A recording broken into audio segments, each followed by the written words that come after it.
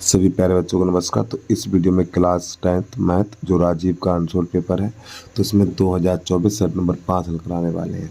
यदि आपने इससे पहले के वीडियो नहीं देखे हैं तो उन सभी वीडियो का लिंक इस वीडियो के डिस्क्रिप्शन बॉक्स में दे देंगे, तो वहाँ पर जाके आप देख सकते हो।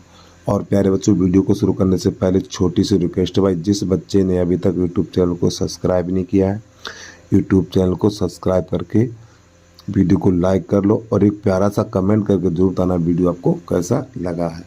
चलिए भाई, जानना ना सब हमारे तो वीडियो की शुरुआत करते हैं। तो प्रश्न नंबर पहला है, परमेय संख्या होगी। तो देखो, √2 हमारी अपरमेय है, √3 अपरमेय है और √7 भी अपरमेय है। अब ये √9 है, √9 ये संख्या कैसी होगी? ये संख्या होगी हमारी परमेय, क्योंकि √9 को 3 लिखा जाएगा। तो प्रश्न नंबर पहले का सी विकल्प सही हो जाएगा। अब इसके बाद प्रश्न नंबर 2 है, यदि द्विघात समीकरण y बराबर यानी किसी द्विघात समीकरण y बराबर ax² plus bx plus c A not equal 0 के ग्राफ का आकार होगा, इसको देख लीजिए। अब यहाँ पे होता क्या है बच्चों, जो समीकरण है हमारा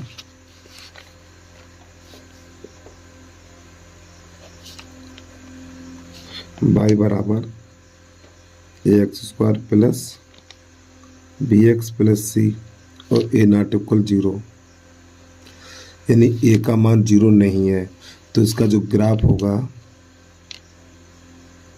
और देखो यहाँ पे x लिखा हुआ x, तो इस ग्राफ को ऐसे करके बनाएंगे, ठीक है। और ये ग्राफ कहलाता हमारा परवलयाकार कहलाता है। क्या कहलाता? परवलयाकार।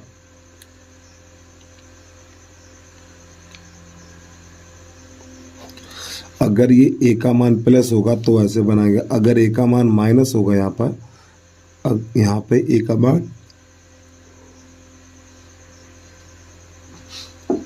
का मान माइनस है, तो उसको इस प्रकार बनाएंगे, ऐसे करके, ठीक है। ये ए का मान जब प्लस होगा तो ऐसे बनाना है और ए का मान माइनस होगा तो ऐसे बनाना है, लेकिन है दोनों परवलयाकार। चलिए समझिए भैया। अगला प्रश्न नंबर 3, इसको देखिएगा आप लोग। प्रश्न नंबर 3 है, समीकरण निकाय x/a बराबर y/b, ax प्लस by बराबर a² प्लस b² में y का मान कितना है?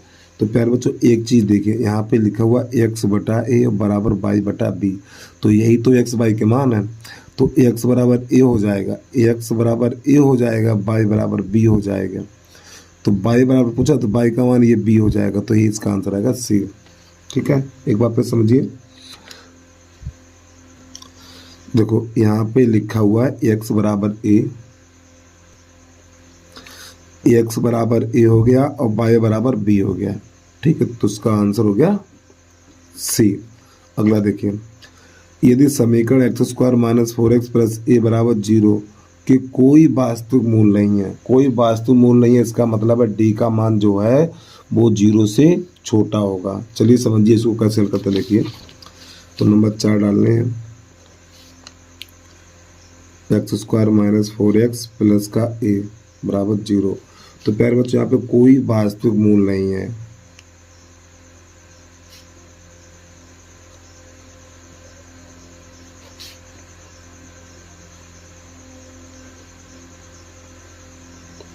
तो कोई वास्तविक मूल नहीं है, तो जो d का मान होगा वो 0 से छोटा होगा, ठीक है। अब यहाँ पे d बराबर होता है हमारा b² माइनस 4ac, इस प्रकार। अब b का मान -4 है, a का मान यहाँ पे 1 है, तो a का मान 1 हो जाएगा और c का मान a, तो ये बन जाएगा 16 माइनस 4a। अब इस 16 को उधर ले जाएंगे, इस 16 को उधर लेके जाएंगे तो ये संख्या घूम जाएगी हमारी, इसका चिन्ह घूम जाएगा, ऐसे करके प्लस है तो माइनस हो जाएगा, माइनस से माइनस कट जाएगा, तो 4 एकन 4 4 चौक 16,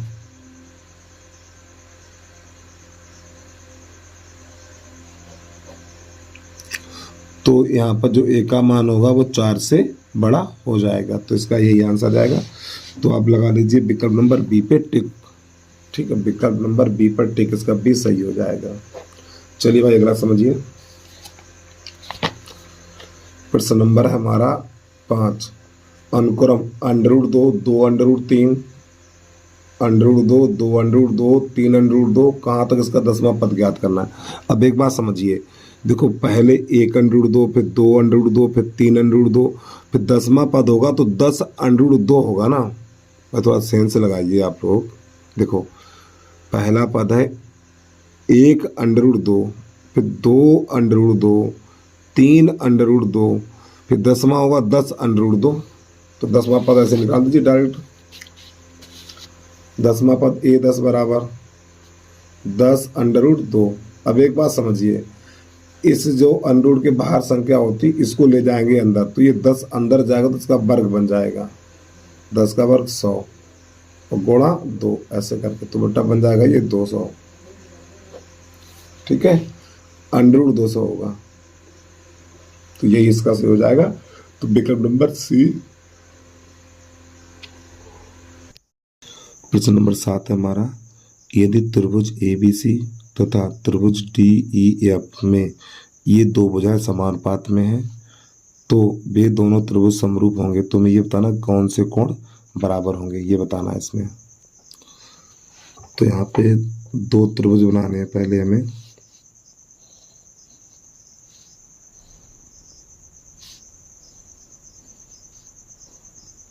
इसका नाम A, B और C और दूसरे का नाम है D, E और F। ठीक है, अब यहाँ पे जो भुजाओं का अनुपात दे रखा है उसको देख लीजिए आप। AB बटा DF, BC बटा FD, ये हमारा भुजाओं का अनुपात है। अब ध्यान समझिएगा, देखो AB बटा DF यानी AB बटा DF ये इसके नीचे आएगी। ठीक है, फिर BC बटा FD, तो BC बटा FD। तो प्यारे बच्चों ये देखिए इस वाली भुजा के बीच में कौन सा कोण है, इन दोनों भुजाओं के बीच में कौन सा कोण है, B है। अब यहाँ पर इन दोनों भुजाओं के बीच में कौन सा कोण है, ये D है। तुम्हारा कोण B बराबर कोण D सही हो जाएगा। ठीक, तो इस प्रकार इस प्रश्न को हल करना है आपको। अब इसके बाद प्रश्न नंबर 8 इसको देखिएगा। प्रश्न नंबर 8 कैसे करेंगे हम। प्रश्न नंबर 8 में कह रहा है शीर्ष 0,4 और 0,0 और 3,0 वाले त्रिभुज का परिमाप होगा। तो प्रश्न नंबर 8 में हमें 3 बिंदु दे रखे हैं। तो सबसे पहले एक ग्राफ बनाएंगे इस प्रकार हम, और ध्यान समझिएगा आप लोग इस प्रश्न को भाई। ठीक है, तो जो पहला बिंदु है 0,4 और अगला बिंदु है 0,0, तीसरा बिंदु है 3,0। अब ध्यान समझिए आप लोग, देखो 0,4 यानी कि x पर 0 y पे 4 कहाँ पर होगा, x पर 0 y पे 4 लगभग यहाँ कहीं मानिए आप। ठीक, तो यहाँ पर लिख लो 0,4 और प्यारे बच्चों ये वाली दूरी हमारी 4 हो गई है क्योंकि ये y का मान हो गया। अगला 0,0 कहाँ, यहाँ पर मिलेगा। फिर अगला 3,0, 3,0 x पर 3 y पे 0। ठीक है, तो यहाँ पर ये वाली दूरी किधर मिलेगी, इधर मिलेगी हमारी। ठीक है, तो यहाँ पे 3,0 लगभग यहाँ कहीं पर होगा, तो 3,0। तो प्यारे बच्चों ये वाली दूरी यहाँ से लेके यहाँ तक 3 हो गई हमारी और यहाँ से लेके यहाँ तक 4 हो गई है ये। अब यहाँ पे आपको 3 पॉइंट मिल गए, पहला, दूसरा, तीसरा। तो हमने इसको यहाँ मिलाया और इसको यहाँ मिलाया और इसको बेटा मिला दिया यहाँ से, तो ये त्रिभुज बन गया। तो यहाँ पे लिख लो A, O और ये B। तो ये वाली दूरी कितनी है, ये वाली दूरी है हमारी 3 और ये दूरी कितनी है, 4 है। तो ये बन गया 90 अंश का कोण। तो पाइथागोरस प्रमेय से ये वाली भुजा निकालेंगे हम। तो यहाँ पे लिखना है समकोण त्रिभुज AOB में। तो ये कर्ण हो जाएगा हमारा, कर्ण का वर्ग, आधार का वर्ग प्लस लंब का वर्ग। तो इधर ए बी का वर्ग कर दो, ठीक, आधार 3 का वर्ग 4 का वर्ग, तो ए बी का वर्ग बराबर हो जाएगा 9 प्लस 16, तो ए बी का वर्ग बराबर हो जाएगा 25, तो ए बी बराबर कितना निकलेगा 5 निकलेगा। तो ये वाली भुजा निकल के आ गई हमारी 5। और हमसे पूछा त्रिभुज का परिमाप, तो प्यारे बच्चों जो त्रिभुज का परिमाप होता है तीनों भुजाओं का योग होता है।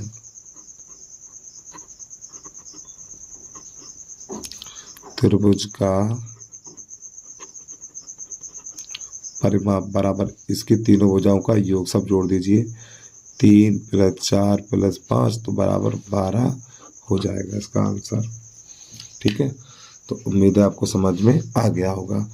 अब इसके बाद प्रश्न नंबर 9 देखिएगा, और 9 तो आपने कर ही लिया होगा और फिर भी हम बता दे रहे हैं। यहाँ पे लिखा हुआ 3 tan a बराबर 4। तो प्यारे बच्चों से सेक का मान पूछा गया है, सेक ए का मान, तो ये 3 जाएगा इसके नीचे, तो tan a बराबर हो जाएगा 4/3। अब प्यारे बच्चों tan होता है लंब बटा आधार, लंब बटा आधार।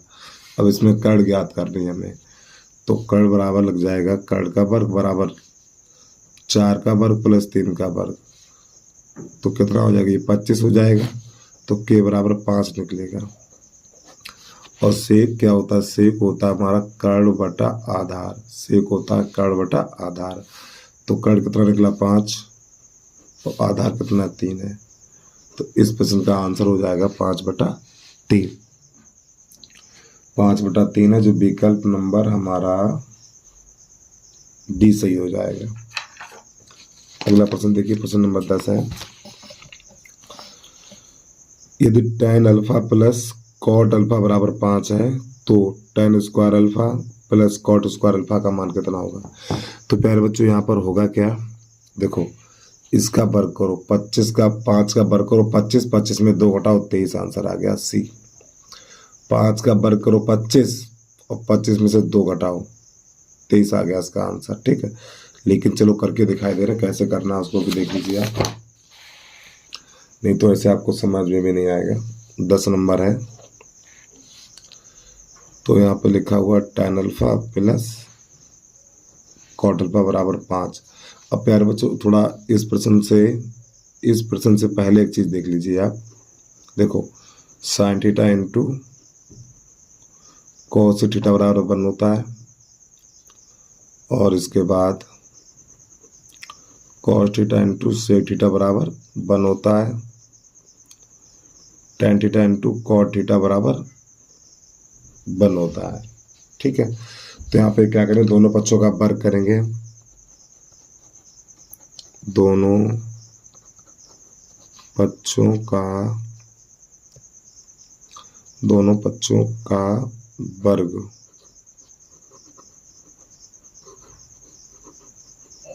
करने पर, तो इसके दोनों पक्षों का वर्ग करेंगे तो ये बनेगा जाके हमारा tan अल्फा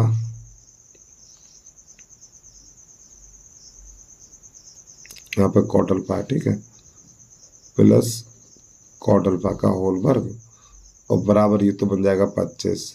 अब यहाँ पे a प्लस बी का होल वर्ग लगाएंगे, a square b square plus 2ab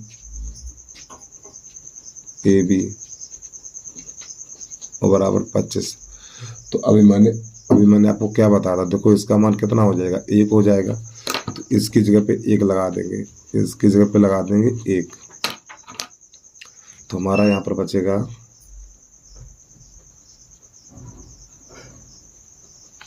plus 2 रह जाएगा। ठीक है, और बराबर 25। अब इस 2 को उधर भेजेंगे तो 2 उधर जाएगा, माइनस का हो जाएगा, 25 माइनस 2, तो बेटा ये इसका आंसर आ गया 23। ठीक है, तो ये इस प्रकार, और यहाँ पे 2 लाइनों में यही उतार लेना, बिल्कुल सेम यही आएगा हमारा। इस प्रकार प्रश्न को आपको हल करना है।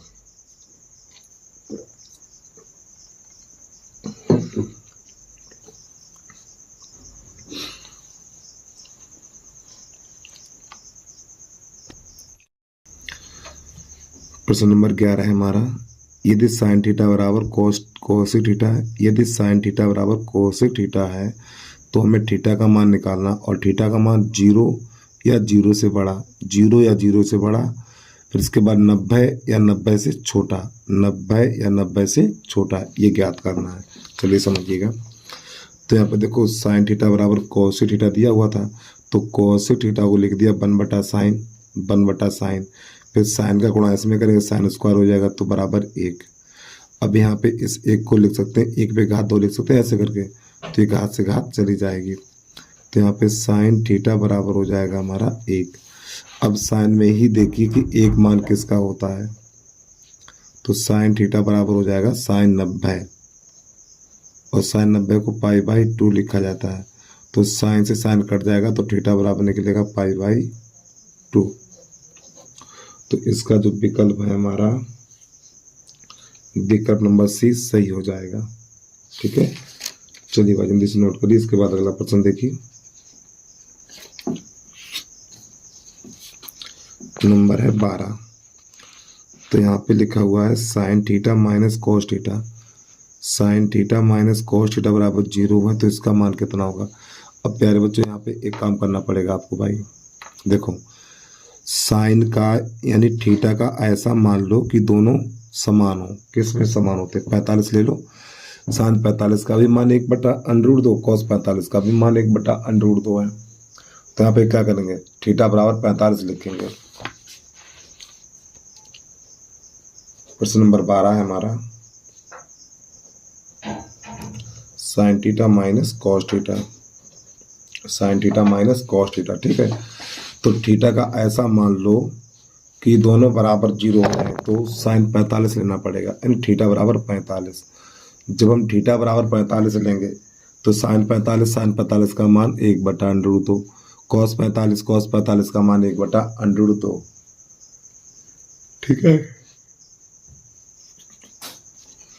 तो जिसका हमें मान ज्ञात करना है, साइन पे घात 4 थीटा प्लस कॉस पे घात 4 थीटा, और थीटा की जगह 45 लगा दीजिए,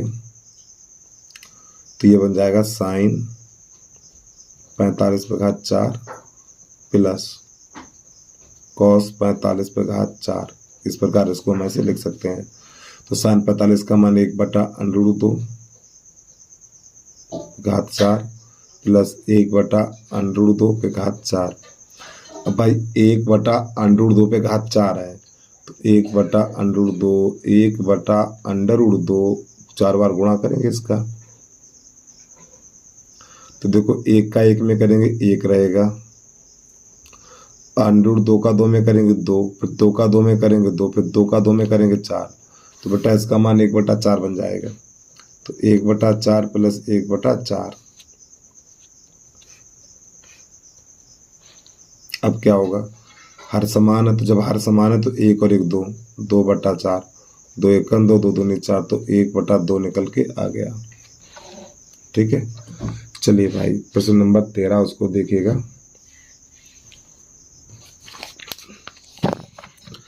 प्रश्न नंबर 13 है, एक बिंदु Q से एक वृत्त पर स्पर्श रेखा की लंबाई 24 सेंटीमीटर है तथा Q की वृत्त के केंद्र से दूरी 25 सेंटीमीटर, तो वृत्त की त्रिज्या ज्ञात कीजिए।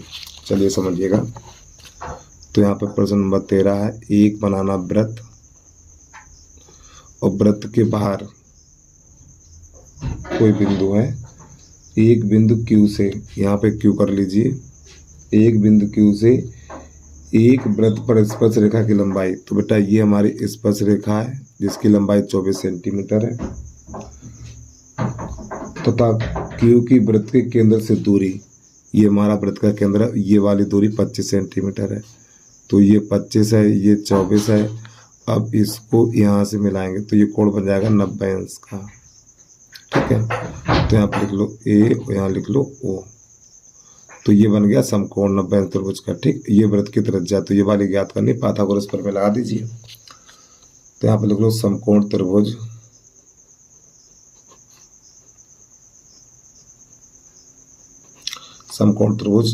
OA, यहाँ पे ये Q होगा। ठीक है, OAQ क्यू में। तो कर्ण का वर्ग बराबर आधार का वर्ग प्लस लंब का वर्ग। तो 90 अंश के सामने वाली भुजा कर्ण कहलाती है। तो ये तो हो जाएगा 25 का वर्ग और आधार 24 का वर्ग प्लस लंब AO का वर्ग। तो ये तो हो जाएगा 625 और ये 576 हो जाएगा। 576 बराबर AO। तो घटाएंगे तो यहाँ पे कितना बचेगा, 15 में तो 6 जाएगा 9, यहाँ से दहाई लेंगे 11, 11 में 7 जाएगा 4। तो इधर से हाथ हटेगा तो अंडूर लग जाएगा। तो AO बराबर अंडूर 49। तो AO बराबर निकलेगा 7। यही हमारी वृत्त की त्रिज्या निकल के आ गई है। तो जो वृत्त की त्रिज्या निकली वो 7 सेंटीमीटर निकल के आ गई। तो इसका विकल्प नंबर हो जाएगा A सही हो जाएगा।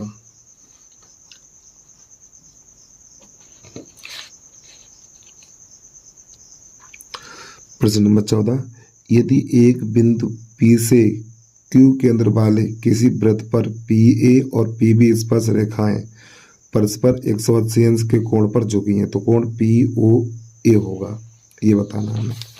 चलिए भाई समझ लीजिए इसको। ये हमारा एक वृत्त है और बात कर रहे हैं प्रश्न नंबर 14 की हम, ठीक है। ये हमारा एक वृत्त है, एक बिंदु P से O केंद्र, यहाँ पे कर लीजिए O और इधर कर लीजिए P, ठीक। तो एक स्पर्श रेखा ये है और एक स्पर्श रेखा ये है। तो यहाँ पे कर लीजिए A और यहाँ कर लीजिए B। यहाँ पर ये जो कोण बना ये वाला कोण 80 अंश है हमारा। तो हमें क्या POA यानी इसको यहाँ से मिलाएंगे और ऐसे करके POA इसका मान ज्ञात करना है। अब चलिए समझिए। तो प्यारे बच्चों देखो, ये पूरा कोण कितने का है, ये पूरा कोण 80 का है। तो ये वाला इतना हो जाएगा 40 का और ये हो जाएगा हमारा 90 का। और त्रिभुज के तीनों कोणों का योग 180 अंश होता है, ये तो आपको पता ही होगा। त्रिभुज के तीनों कोणों का योग 180 अंश होता है। तो यहाँ पर लिखेंगे हम कोण A प्लस कोण, सीधे लिख लो 90 प्लस 40 और प्लस कोण O बराबर 180 अंश। तो इन दोनों को जोड़ेंगे तो कितना हो जाएगा हमारा 130। तो कोण O बराबर 180 माइनस 130, तो कोण O बराबर हो जाएगा हमारा 50 अंश। अरे कुछ मत करिए आप यार, देखिए ये पूरा कोण 80 का है, ठीक। जब जैसे ही यहाँ से रेखा खींची तो ये कोण बेटा हमारा 40 का हो गया, ये भी 40 का हो गया, लेकिन हमें ऊपर वाले की जरूरत है। तो जब ये 40 हो गया और ये 90 हो गया तो 130 तो ये हो गया। और त्रिभुज के तीनों कोणों का योग 180 अंश होता है। तो 130 ये हो गया, तो बचा कितना, 50 बचा हुआ है, ठीक। तो भाई 50 आ गया निकल के। चलिए अगला देखिए प्रश्न 15। प्रश्न नंबर 15, आर त्रिज्या वाले वृत्त के उस त्रिज्यखंड का क्षेत्रफल ज्ञात कीजिए जिसका थीटा है। तो ये बताना। चलिए समझिएगा इसको कैसे करना है। तो जो त्रिज्यखंड का क्षेत्रफल होता है हमारा,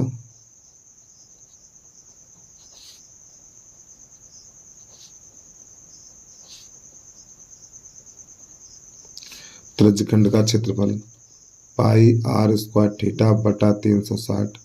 पहले तो ये देखिए कहीं पर ही दिखाई दे रहा है, कहीं दिखाई नहीं दे रहा है। तो अब यहाँ से क्या करेंगे हम, इसमें 2 का गुणा 2 का भाग करेंगे इस प्रकार। तो जब 2 का गुणा 2 का भाग करेंगे तो ये बनेगा, एक काम करो ये थीटा इसके नीचे लगा दो, थीटा बटा थीटा और 36 दूनी 72 इस प्रकार, और गुणा 2 पाई आर स्क्वायर। ये सूत्र बना हमारा, ठीक है। तो ये विकल्प नंबर हो जाएगा। अरे भाई देखिए, हमने थीटा इसके नीचे लगा दिया थीटा और इसका इसमें गुणा कर दिया 720 हो गया, फिर 2 का गुणा इसमें लगा दिया 2 पाई आर स्क्वायर हो गया। अब इसके बाद प्रश्न नंबर 15 देखिएगा, 15 नहीं 16 प्रश्न कह रहा है एक ठोस पाइप का व्यास तो त्रिज्या कितनी, यानी व्यास बराबर दे रखा है 4 सेंटीमीटर, तो आर बराबर हो जाएगा हमारा 2 सेंटीमीटर। इसकी लंबाई यानी कि एच बराबर है हमारी 20 सेंटीमीटर। तो पाइप में प्रयुक्त धातु का आयतन ज्ञात कीजिए। तो यहाँ पे लिखेंगे बेलन का आयतन,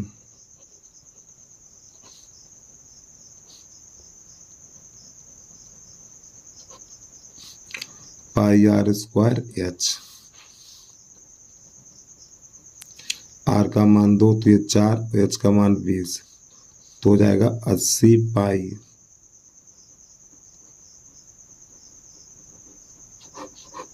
80 पाई घन सेंटीमीटर, तो ये इसका आंसर आ जाएगा। प्रश्न नंबर 17 है। तो यहाँ पे कह रहा है आर त्रिज्या के एक ठोस अर्धगोलीय का कुल पृष्ठीय क्षेत्रफल होता है। तो प्यारे बच्चों ये सूत्र है हमारा,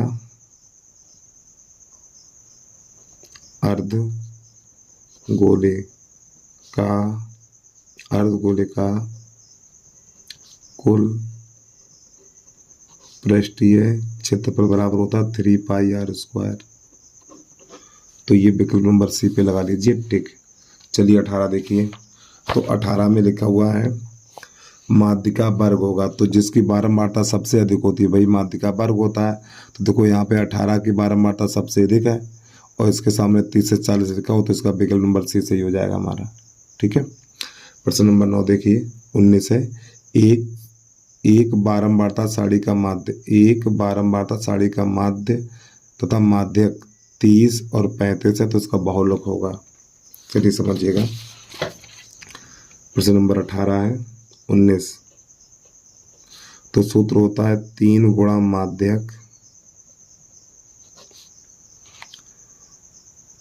3 गुणा माध्यक बराबर बहुलक प्लस 2 गुणा माध्य, ये सूत्र होता है। तो 3 गुणा माध्य कितना है 35,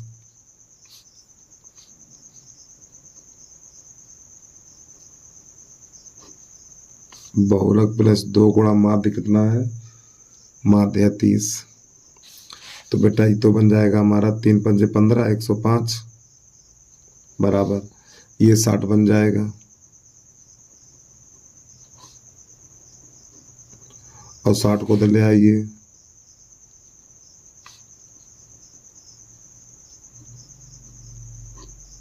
ठीक है। तो 105 में 60 घटाएंगे तो 45 बचेगा। तो इस प्रश्न का जो बहुलक निकला वो 45 निकल के आ गया। अब प्रश्न नंबर 20 है। यदि एक घटना निश्चित रूप से घटती है, तो इसकी प्रायिकता क्या है? तो इसका आंसर हो जाएगा 1। तो प्यारे बच्चों निश्चित घटना की प्रायिकता 1 होती है और अनिश्चित घटना की प्रायिकता 0 होती है। ठीक है। तो ये विकल्प हमारे खत्म हो गए। अब इसके बाद खंड बा चलेगा, यहाँ से हमारा उसको देखिएगा जरा ध्यान से। अब यहाँ से हमारा खंड बा चलेगा। तो बा में है सभी खंड कीजिए। तो प्रश्न नंबर पहला है अभाज्य गुणनखंड विधि द्वारा 25, 20 और 10,530 का लासा और मासा ज्ञात कीजिए। चलिए समझिएगा प्रश्न नंबर पहला हमारा, इसको कैसे हल करते हैं। तो ऊपर लिख लीजिए आप पहले खंड बा। बोर्ड की परीक्षा में ऐसे ही लिखना कॉपी में, ठीक है। आपको बीच में डाल दीजिए खंड बा और प्रश्न नंबर पहले का काफी ऐसे करके काले पेन से लिख देना, ठीक है। प्रश्न नहीं लिखना, खाली नंबर डाल दीजिए पहले का का। तो यहाँ पे संख्या है हमारी 25, 20, 10,530, इसके गुणनखंड काटने हैं। चलिए समझिएगा अब आप लोग। और अभाज्य गुणनखंड विधि से ही काटना है। 2 एकन 2, 2 दूनी 4 और 2 छंग 12 और ये 0, इस प्रकार 2 एकन 2, 2 दूनी 4, 2 छंग 12 सही है। फिर 2 छंग 12, 2 तियां 6 और 0, फिर 2 से काटिए 2 तियां 6, 2 तियां 6 और 2 एकन 2, 2 पंजे 10। अब इसको काटिए, 3 से तो कटेगा नहीं ये, हाँ 3 से कट जाएगा। 3 एकन 3 भाग खाए बिंदी और 3 पंजे 15, फिर 3 से कट जाएगा ये। 3 त्रिका 9 और 3 पंजे 15, फिर इसको काटना है 5 से। 5 सत्ते 35 और 7 एकन 7। इस प्रकार इधर आ जाइए अब आप, तो इसको भी 2 से काटिए। 2 पंजे 10, 2 दूनी 4, 2 छंग 12 और ये 0। नहीं नहीं नहीं नहीं, 2 पंजे 10, 2 दूनी 4, 2 छंग 12, इसमें 1 बचा है ना, तो 2 पंजे 10 हो जाएगा। 5 करिए यहाँ पर, एक बार फिर देख लें। 2 पंजे 10, 2 दूनी 4, 13 हो गया। 2 छंग 12, 2 पंजे 10, ठीक सही है। अब इसको काटिए 3 से, तो देखो 3 एकन 3, 2 बचा हुआ यहाँ पर, और 3 22 हो गया। 3 सत्ते 21, फिर 1 बचा। 3 पंजे 15, फिर 1 बचा। 3 पंजे 15, फिर इसको काटिए 3 से, ये हो जाएगा 3 पंजे 15। 3 पंजे 15, 2 बचा हुआ यहाँ पर, तो 3 अट्ठे 24, फिर 1 बचा। 3 पंजे 15, फिर 3 से काटिए, तो ये बने जाके हमारा 3 एकन 3, 2 बचा हुआ है। 3 नेम 27 और 3 पंजे 15, और इसको फिर 3 से काटिए। 3 छक 18, 3 छक 18 और 3 पंजे 15। अब ये कटेगा 5 से। 5 एकन 5, 5 तियो 15 और 13 एकन 13। अब इसका हमें लासा और मासा ज्ञात करना, तो सबसे पहले मासा ज्ञात करेंगे इसका। पहले संख्या लिख लीजिए। 25 20 बराबर 2 गुणा 2 गुणा 2 गुणा 3 गुणा 3 गुणा 5 गुणा 7। अब इसके बाद इसको लिखेंगे 10 530 बराबर 2 गुणा 3 गुणा 3 गुणा 3 गुणा 3 गुणा 5 गुणा 13। अब इसके नीचे आपको एक अंडरलाइन कर देनी इस प्रकार। अब यहाँ लिखना है मासा। सबसे पहले मासा निकालिए आप। जब पैर बच्चे इसका मासा निकालेंगे, मासा में क्या जोड़ा बनाया जाता है, ठीक। देखो ये जोड़ा ये बन गया, और एक ये बन गया, और एक ये बन गया। तो हम क्या लिखेंगे यहाँ पर 2 गुणा 3 गुणा 3 गुणा 5 गुणा करा दीजिए। 3 त्रिका 9, तो ये बन जाएगा 90। तो पैर बच्चे इसका जो मासा निकला वो 90 निकला है। अब इसका लासा निकालेंगे। जब इसका लासा निकालेंगे तो लासा निकालने के लिए जो सबसे पहले मासा निकालते, पहले मासा को ऐसे ही लिख लीजिए। तो मासा को हम ऐसे ही लिख लेंगे। अब इसके बाद जो संख्याएं बची हैं, जो संख्याएं बची हैं उनका गुणा करके यहाँ पे लिख लेंगे। देखो ये बची हैं हमारी, ठीक है। तो ये हो जाएगा 2 दूनी 4, 2 दूनी 4 और 4 सत्ते 28, वो 28। तो ये हो गया हमारा। और इधर क्या क्या बचा हुआ है 3 त्रिका 9 3 त्रिका 9 और 13 निम्मा 117, इतना ये बचा हुआ। अब इसका गुणा करा दीजिए। तो जब आप इनका गुणा कराएंगे तो गुणा निकल के आएगा 29 48 40। तो ये इस प्रश्न का आंसर आ गया हमारा। चलिए जल्दी से नोट कर लीजिए। अगला प्रश्न देखिए, प्रश्न नंबर खा खरगोश है। तो यहाँ पे लिखा हुआ सिद्ध कीजिए कि 2 अंडर 3 एक अपरिमेय संख्या है। तो इस प्रश्न को कैसे करेंगे जरा ध्यान समझिएगा। तो यहाँ पे लिखेंगे पहले का खा, ठीक है। यहाँ पर भी लिख लो, और लिखना चाहो तो यहाँ पर भी लिख दिया करो पहले का खा। तो यहाँ पर लिखेंगे माना 2 अंडर 3 एक परिमेय संख्या है। माना 2 अंडर 3 एक परिमेय संख्या। तो प्यारे बच्चों ये परिमेय संख्या, तो परिमेय संख्या को P बटा Q के रूप में लिखा जाता है। तो 2 अंडर 3 बराबर हो जाएगा P बटा Q। आगे लिखना है जहां P तथा Q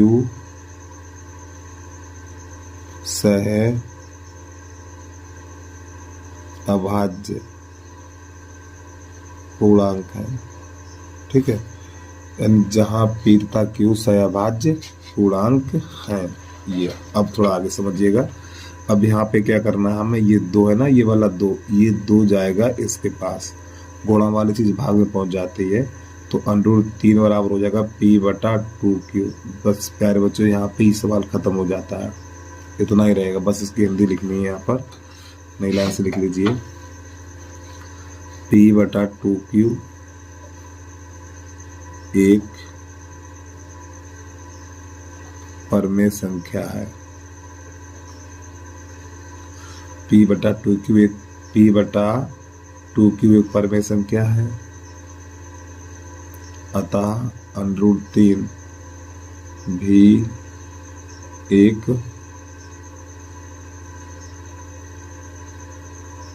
परमेय संख्या है। ठीक है, तो ये भी हमारी क्या है, जब ये परमेय संख्या तो ये भी परमेय संख्या। तो नई लाइन से लिखना, लेकिन विरोधाभास प्रमेय से √3 एक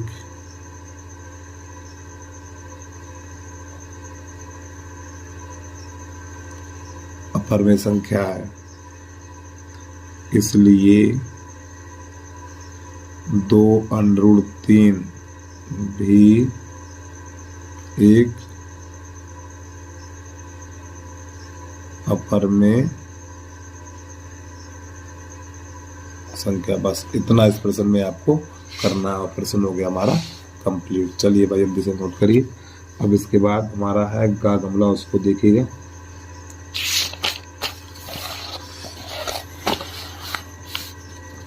तो यहाँ पे लिखना है पहले का गा गमला। प्रश्न एक बार दिखा दें आपको, फिर इसके बाद हम करेंगे। तो प्रश्न है हमारा, यदि कोई रेखा ABC त्रिभुज की भुजाओं AB और AC को क्रमशः D और E पर प्रक्षेपित करे तथा भुजा BC के समांतर तो सिद्ध कीजिएगा। ये हमारी बेटा थेल्स प्रमेय है। नहीं, थेल्स प्रमेय नहीं है। ठीक है, चलिए समझिएगा इसको कैसे करना है। एक त्रिभुज है हमारा,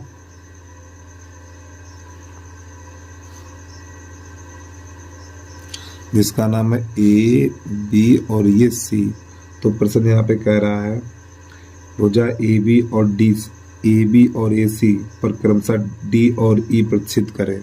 तो मान लिया मैंने ये D है और ये E है, ठीक, प्रक्षेपित करें तथा भुजा BC के समांतर, और ये वाली भुजा इसके समांतर है, चलिए यहाँ पे लिखेंगे, दिया है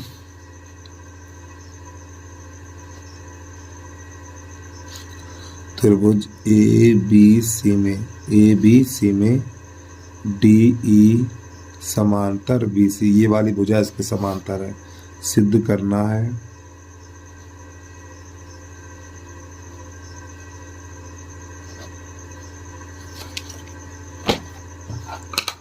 क्या सिद्ध करना है, AD/AB और बराबर AE/EC, ये सिद्ध करना। चलिए समझिएगा। अब यहाँ पे लिखना उपपत्ति।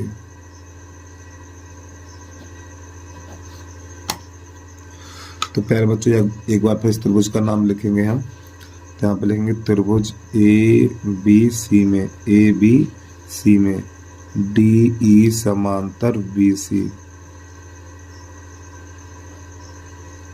दिया है। तो जब किसी त्रिभुज में भी, थेल्स प्रमेय आपने पढ़ी होगी, किसी भी त्रिभुज में भी जब ये वाली भुजा इसके समांतर है, प्यारे बच्चों ये वाली भुजा इसके समांतर है, तो वहां पे लग जाती थेल्स प्रमेय। तो यहाँ पे लिखेंगे थेल्स प्रमेय से। तो थेल्स प्रमेय क्या कहती है, AD/DB और AE/AC। तो क्या लिखना है आपको, AD/DB बराबर AE/AC EC। अब क्या करना, हमें दोनों पक्षों को पलटना है, दोनों पक्षों को पलटना है, दोनों पक्षों को पलटने पर। और ये पलटा कब जाता है वो भी बताऊं। देखो यहाँ पे लिखा हुआ AD बटा AB, देखो AD बटा AB, पहले ये आधी भुजा आ रही है, फिर इसके नीचे पूरी भुजा आ रही है, ठीक है, इसलिए यहाँ पे पलटा जाएगा। तो जब दोनों पक्षों को पलटेंगे तो यहाँ पे लिखेंगे हम DB बटा AD बराबर EC और बटा AE। अब इसके दोनों पक्ष में एक जोड़ेंगे,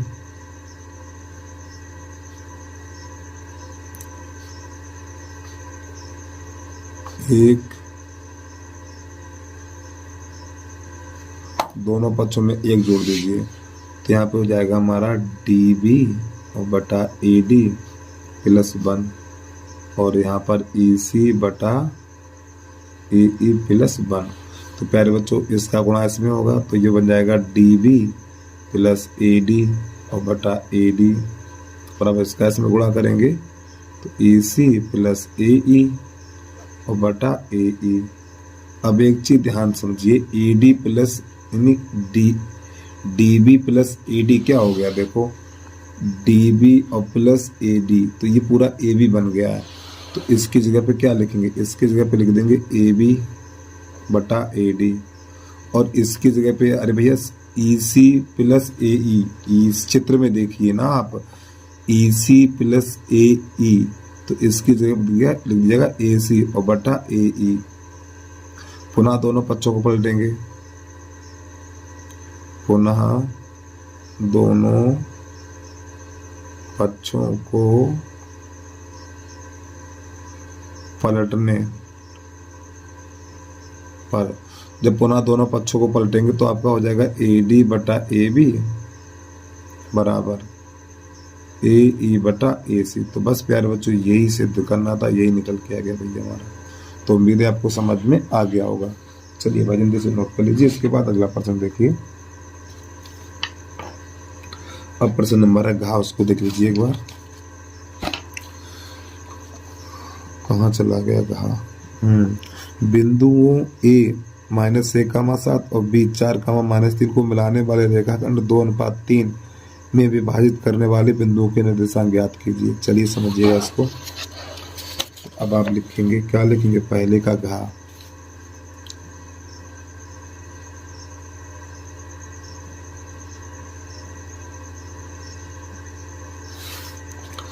तो यहाँ पे बिंदु दे रखे हैं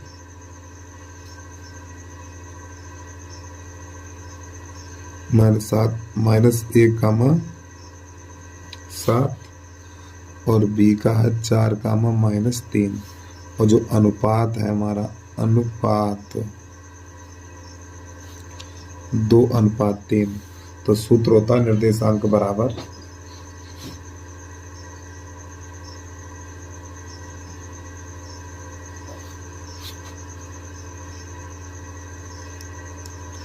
M1x2 M2x1 बटा M1 प्लस M2 का मान M1/2 प्लस M2/1 और बटा M1 प्लस M2। तो इसे मान लगा दीजिए। तो M1 का मान है हमारा 2, ये M1 का मान, ये M2 का मान, ये x1/1 x2/2, और x2 का मान है 4 प्लस M2 का मान 3 और x1 का मान -1, M1 का मान 2 और M2 का मान 3, तो 2 प्लस 3 का मान M1 का मान 2/2 का मान -2 प्लस M2 का मान 3 और y1 का मान 7 और बटा 2 प्लस 3। तो बेटा ये तो बन जाएगा हमारा 8 - 3 बटा 5, और ये प्लस माइनस माइनस 4 हो जाएगा, और ये हो जाएगा प्लस का 7 या 21 बटा 5।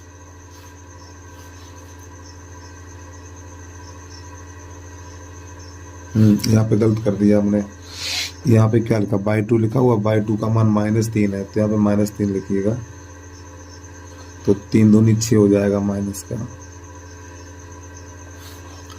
तो यहाँ पर ये बचेगा 5/5, तो यहाँ पर हो जाएगा हमारा 15/5, 5 3 15 और 5 1 5, तो जो इसका आंसर निकल के आया हमारा 1,3। ठीक है, चलिए भाई इसे नोट कर लीजिए। अगला प्रश्न देखिए अब आप लोग। अब प्रश्न नंबर आ गया है हमारा यहाँ खाली, इसको देखिएगा करके, ये देखो ठीक, इसको हल करने वाले हैं। यहाँ पे लिखना हमें कौशिक थीटा बराबर 2। अब प्यारे बच्चों एक बार बताइए, कौशिक में ही देखिए कि 2 मान किसका होता है, तो यहाँ पर लिखेंगे कौशिक थीटा बराबर कौशिक 30। कौशिक 30 का मान 2 होता है, तो ये कौशिक से कौशिक चला जाएगा, तो थीटा बराबर निकलेगा 30 अंश। तो अब हमें जो मान ज्ञात करना है, cot theta plus sine theta और 1 प्लस कॉस थीटा का मान ज्ञात करना है। चलिए समझिएगा, मान लगा दीजिए। थीटा का जो मान निकाला है, थीटा की जगह पर 30 लगा दीजिए, तो ये तो बन जाएगा कॉट 30 और प्लस ये बनेगा जाके हमारा साइन 30 और बटा 1 प्लस कॉस 30। थीटा की जगह पे आपको 30 लगाना है, मान लगा दीजिए। तो कॉट 30 का तो मान होता है √3 प्लस साइन 30 का मान 1/2 और बटा 1 प्लस कॉस 30 का मान होता है √3/2। इस प्रकार तो थोड़ा इसको और आगे बढ़ाएंगे तो √2 प्लस 3 है ये, तो 1/2 और बटा इसका इसमें गुणा करेंगे तो 2 प्लस √3 और बटा 2, ये 2 से 2 कट जाएगा हमारा, तो बचेगा √3 प्लस 1/2 प्लस √3। अब इसका परमेगढ़ कर देंगे तो 2 माइनस √3 और 2 माइनस √3, तो ये बनेगा जाके हमारा √3 प्लस इसका गुणा, यानी 2 माइनस √3 का गुणा 1 में करेंगे तो 2 माइनस √3 रहेगा, और नीचे एक बार प्लस एक बार माइनस है, तो ये 4 माइनस 3 हो जाएगा। तो √3 प्लस 2 माइनस √3 और नीचे बचेगा 1 और 1 लिखा नहीं जाता, फिर ये √3 से √3 कट जाएगा, तो बचा हुआ 2। तो इस प्रश्न का आंसर आ गया 2। और प्यारे बच्चों भाई छोटी सी रिक्वेस्ट है, जिस बच्चे ने अभी तक यूट्यूब चैनल को सब्सक्राइब नहीं किया है तो यूट्यूब चैनल को सब्सक्राइब करके बेल आइकन घंटी को प्रेस कर लीजिए और ऑल पे सिलेक्ट कर लीजिए। ठीक, ऑल पे सिलेक्ट करने से ये फायदा होता है, तो जब भी हम यूट्यूब पर वीडियो अपलोड करेंगे तो यूट्यूब के द्वारा नोटिफिकेशन सबसे पहले आपके पास पहुंचेगा। तो बस प्यारे बच्चों वीडियो को लाइक करके कमेंट करके जरूर बताना आपको वीडियो कैसा लगा है। चलिए ज़्यादा ना समझते हुए आगे बढ़ते हैं थोड़ा, नहीं तो आपको अगर सब बात ही बहुत करते हैं। अब आ जाइए 4 चम्मच, उसको देख लीजिए। और 4 चम्मच तो आपने कर ही लिया होगा, लेकिन हम फिर भी बता रहे हैं क्योंकि ये हमारा वीडियो हर कोई बच्चा देखता है भाई। कुछ बच्चे ऐसे आते हैं जैसे सवाल देखा, जो नहीं आया वही देखते हैं, और कुछ तो एक तरफ से देखते हैं, तो इसलिए हम पूरे प्रश्नों को हल करके चलते हैं। पहले का 4 चम्मच देखिएगा आप लोग।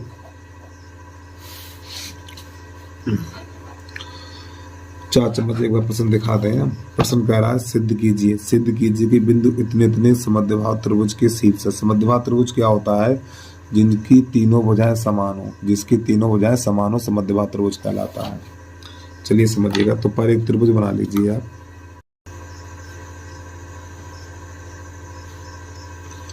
तो इस त्रिभुज का नाम लिख लो ABC। ठीक है, A B और ये C।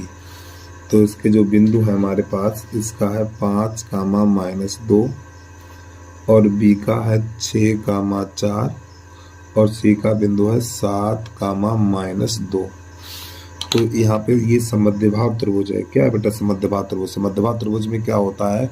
इसकी 2 भुजाएं समान होती हैं। समद्विबाहु त्रिभुज में 2 भुजाओं की लंबाई बराबर निकलेगी और एक की अलग निकलेगी। चलिए समझिएगा। तो सबसे पहले AB के बीच की दूरी निकालो। तो यहाँ बोलो AB बराबर √x1 - x2 का होल वर्ग प्लस y1 - y2 का होल वर्ग। तो देखो मैंने ए बी लिखा, तो एक ए और बी के बिंदु भी लिख लीजिए। यहाँ पे लिख लो 5 कामा -2, इसके बाद 6 कामा 4 मान लगा दीजिए यहाँ पर। अंडर रूट x1 का मान 5 और x2 का मान 6 और इसका होल वर्ग हो जाएगा। ठीक, सही है। प्लस y1 का मान -2 और y2 का मान 4।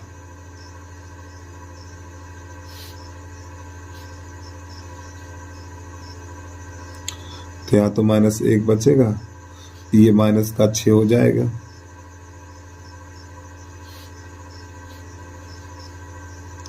-1 का वर्ग 1 और 6 का वर्ग 36, तो ये √37 निकलेगा।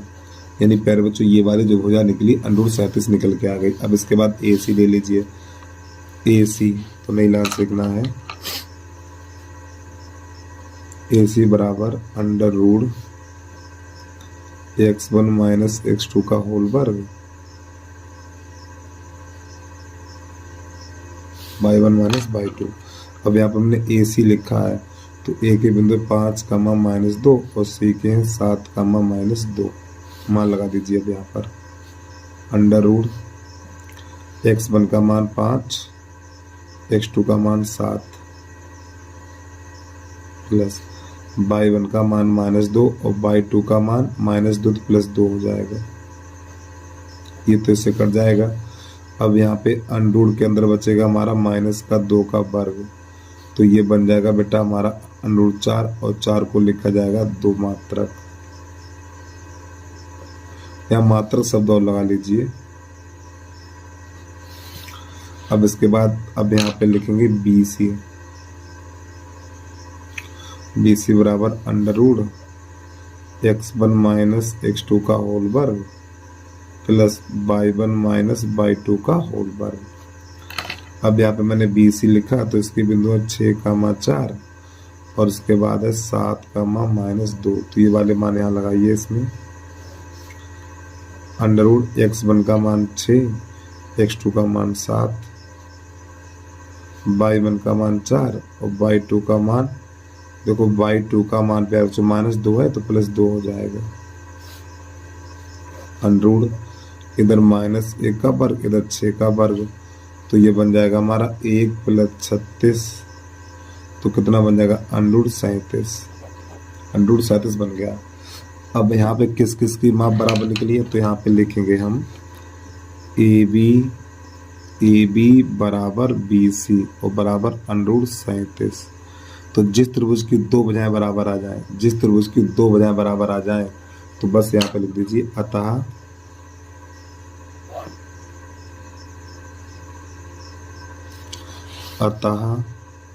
बिंदु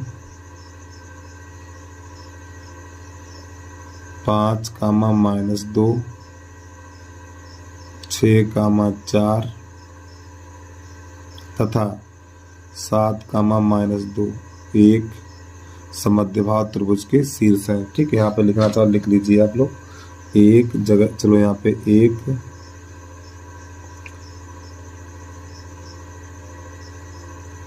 समद्विबाहु त्रिभुज के शीर्ष है।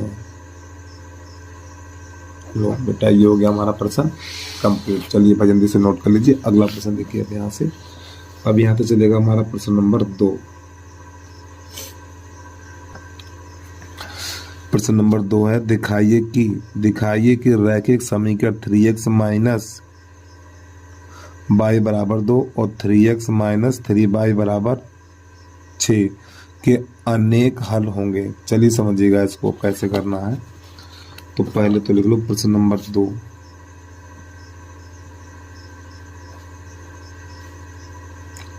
का इस प्रकार बोर्ड की परीक्षा में लिखना है आपको। अच्छा तो यहाँ पे समीकरण नंबर पहला है 3x माइनस y बराबर 2 और 9x माइनस 3y बराबर 6। अब देखो अपरिमित रूप से अनेक हल है। थोड़ा इसकी स्थिति बता दूं आपको। तो देखो यहाँ पे a1 बटा a2 इक्वल v1 बटा b2 और इक्वल c1 बटा c2 ये होता है। अपरिमित रूप से अनेक हल की यही स्थिति होती है हमारी। ठीक है, चलिए समझिएगा आप यहाँ पे क्या करेंगे हम। तो 3/9 बराबर -1/-3 बराबर 2/6। इस प्रकार खाली गुणांक लिखना है आपको। देखो 3/9 यहाँ पे -1 है ना, 1 माना जाएगा, 1 -1/-3 और 2/6। देखो माइनस से माइनस कट जाएगा, 2 एकन 2, 2 तियां 6, 3 एकन 3 और 3 त्रिका 9। तो देखो 1/3 बराबर 1/3 बराबर 1/3। तीनों कैसे निकले हैं, बराबर निकल के आ गए। तो आपको लिख देना है अतः समीकरण के अपरिमित रूप से अनेक हल हैं। अतः समीकरण के अपरिमित रूप से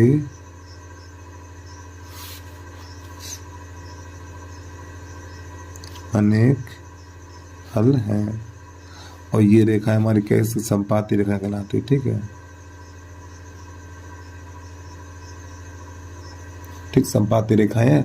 तो ये संपाती रेखाएं होती हैं तो उनके अपरिमित रूप से अनेक हल होते हैं। चलिए भाई ये कंप्लीट होगा, बस इसमें इतना ही करना था। अब इसके बाद प्रश्न नंबर खा खरगोश, इसको देखिएगा। प्रश्न नंबर खा खरगोश कह रहा है भूमि के किसी बिंदु P से, भूमि के किसी बिंदु P से एक 10 मीटर ऊंचे भवन के शिखर का उन्नयन कोण 30 अंश है। चलिए अच्छी बात है। भवन के शिखर पर एक ध्वज है, ध्वज के शिखर का P से उन्नयन कोण 45 अंश है। तो ध्वज की लंबाई ज्ञात कीजिए। यानी कि भूमि के किसी बिंदु P से 10 मीटर ऊंचे भवन। तो यहाँ पे नंबर लिख लो पहले दूसरे का खा। ठीक है,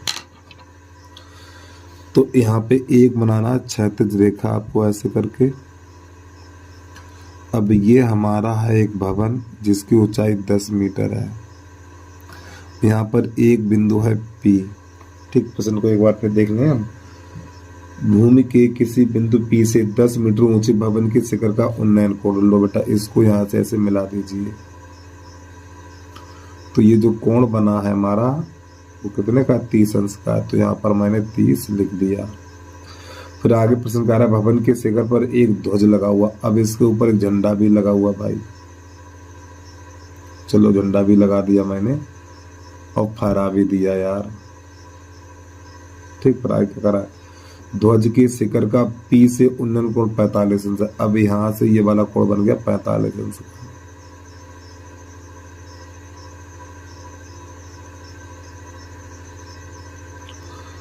तो ध्वज की लंबाई ज्ञात कीजिए। इसकी लंबाई ज्ञात करनी तो इसको H कर लीजिए। तो चित्र बन के तैयार हो गया। तो यहाँ पे P, यहाँ पे A लिख दो, यहाँ पर B लिख दो, यहाँ पर C लिख दो। तो यहाँ पर ये लिख लो X। तो यहाँ पे लिखेंगे माना AB एक भवन तथा BC एक ध्वज है। क्या ध्वज है,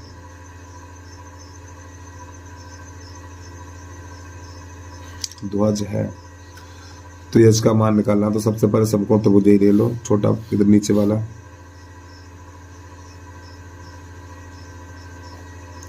समकोण त्रिभुज PAB में, PAB में तो आपको लिखना है tan 45, सॉरी tan 30 है यार। ये वाला कोण 30 अंश का है ना, 30 अंश बराबर हो जाएगा 10/x। और tan 30 का मान 1/√3 बराबर 10/x। कैसे गुणा करिए, तो x बराबर 10√3 मीटर।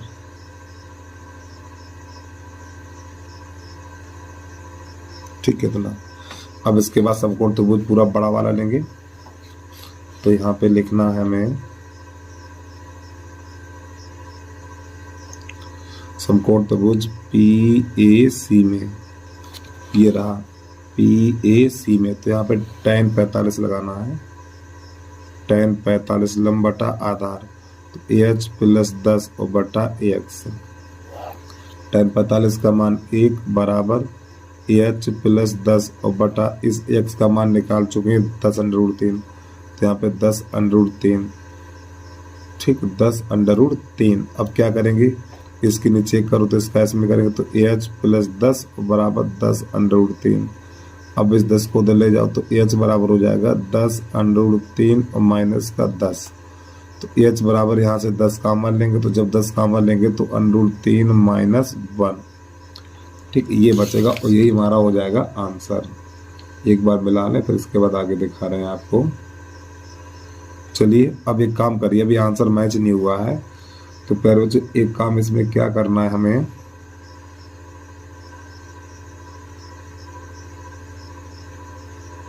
अगर आप इतना छोड़ देते हो, कोई गलत नहीं करेगा आपका, तो AH बराबर 10 और √3 का प्यारे बच्चों जो मान होता है हमारा, √3 का मान होता है 1.732। √3 का जो मान होता है 1.732, ये होता है हमारा, ठीक है, और माइनस 1, √3 का मान लगा दिया। अब यहाँ पर होगा क्या, इसको देखिएगा, यहाँ पे जगह कम है तो यहाँ पे लिख दे रहे हैं हम AH बराबर 10। अब यहाँ पर क्या होगा, इसमें से घटाएंगे तो यहाँ पर बचेगा 0.732 बचेगा, इतना 0.732, थोड़ा जूम कर दूं, ठीक। अब इसमें 10 का अंदर गुणा करेंगे, जब 10 का अंदर गुणा करेंगे तो AH बराबर निकलेगा 732 और 1 0। अब देखिए दशमलव से पीछे कितने अंक हैं, 3 अंक है हमारे, दशमलव से पीछे 3 अंक है, तो 1 2 3, तो दशमलव इसका यहाँ पे लग जाएगा, तो AH बराबर निकलेगा 7.32 मीटर, ये इसका आंसर आ जाएगा। चलिए भाई जल्दी से नोट कर लीजिए। अब यहाँ से अगला प्रश्न देखिए आप लोग, तो इसकी आपको स्टार्टिंग यहाँ से करनी है। कहाँ चला गया, दूसरे का खा, ठीक है।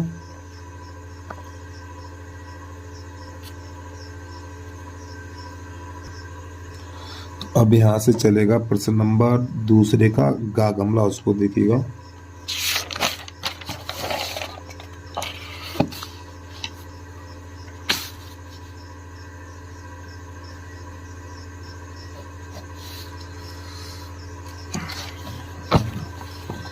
दो अंकों से बनी संख्या के अंकों का योग 9 है। यदि संख्या के अंकों को पलट दिया जाए तो नई संख्या मूल संख्या से 27 अधिक हो जाती है। तो संख्या है, इन संख्या ज्ञात कीजिए। चलिए समझिएगा इसको आप। तो यहाँ पे लिखेंगे माना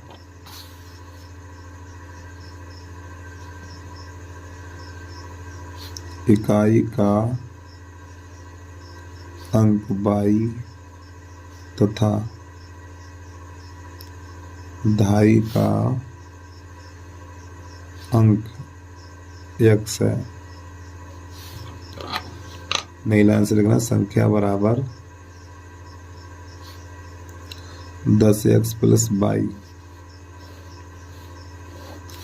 अब प्रश्न कह रहा है यहाँ पर दो अंकों से बनी संख्या के अंकों का योग 9 है। तो x प्लस 22 बराबर 9, ये निकला उत्तर के 9। ये समीकरण नंबर 1। फिर प्रश्न कह रहा है यदि संख्या के अंकों को पलट दिया जाए, संख्या के अंकों को पलट दिया जाए, संख्या हमारी यही तो है, इसके अंक पलट दें, यानी 10y प्लस x, यानी x और y के स्थान बदल दें। ठीक है, तो ये संख्या के अंकों को पलट दिया गया, अंकों को पलट दिया जाए तो नई संख्या मूल संख्या से 27 अधिक हो जाती है। तो प्यारे बच्चों ये जो संख्या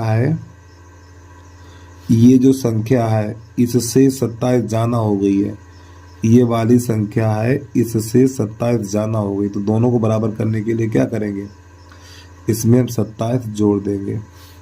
ठीक है, क्योंकि ये 27 जाना हो गई है तो इसमें 27 जोड़ देंगे। अब इसको उधर ले आइए, 10y प्लस x और माइनस का 10x और ये माइनस का बाई और बराबर 27। अब थोड़ा इसको हल करिए तो यहाँ पर ये बचेगा 9 बाई माइनस 9x बराबर 27। तो यहाँ से 9 कामा ले लीजिए तो बाई माइनस एक्स बराबर 27। तो 9 एक 9, 9 3 27। तो बाई माइनस एक्स बराबर 3। ये निकला समीकरण नंबर दूसरा। अब पहले और दूसरे को हल कर लीजिए तो x प्लस बाई बराबर 9। तो x x कट गया तो ये 2 बाई बराबर 12, 2 एक 2, 2 छंग 12। तो बाई बराबर 6। एक में रखने पर तो जो बाई बराबर 6 निकला एक में लगा दो तो हो जाएगा x प्लस 6 बराबर 9। तो x बराबर 9 माइनस 6 तो x बराबर 3। तो नई लाइन से देखेंगे संख्या बराबर 10x प्लस बाई। तो मान लगा दीजिए भाई तो हो जाएगा 10 गुणा 3 और बाई का मान 6। तो ये बनेगा जाके 30 और प्लस 6 तो इसका आंसर आ जाएगा 36। ठीक है, चलिए भाई इसका आंसर मैच कर लें एक बार।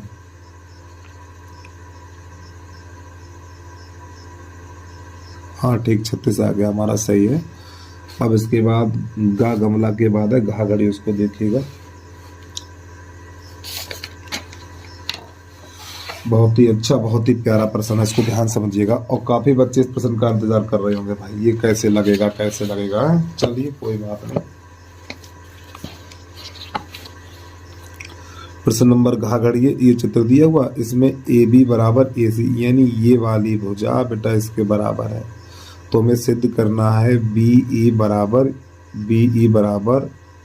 ई सी, यानी बी ई बराबर ई सी, ये बराबर दिखाना है। चलिए समझिएगा कैसे इसको करना है।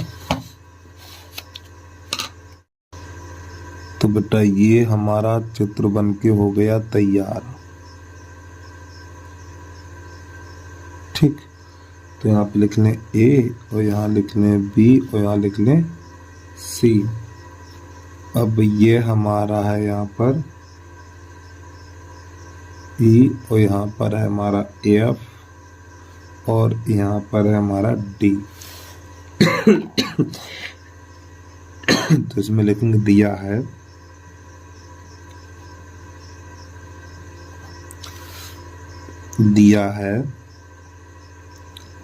ए बी बराबर ए सी, सिद्ध करना है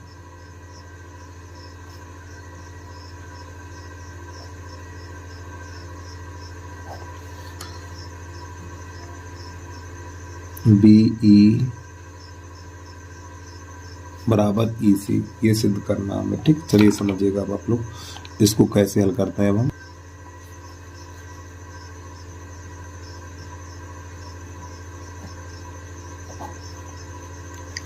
अब प्यारे बच्चों क्या करना, हमें यही लिख लीजिए पहले। ठीक है, ए बी बराबर ए सी। ठीक, ये प्रश्न में दिया हुआ है।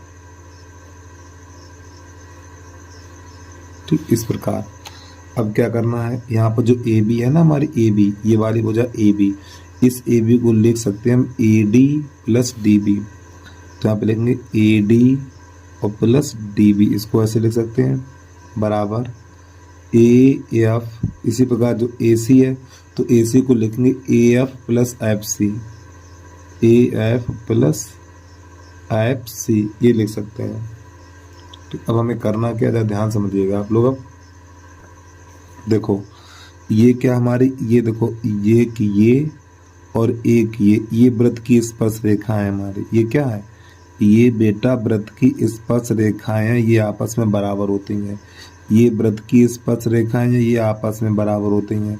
और ये वृत्त की स्पर्श रेखाएं और ये भी आपस में बराबर होती हैं। तो चलिए समझिएगा कैसे करना है इसको हमें।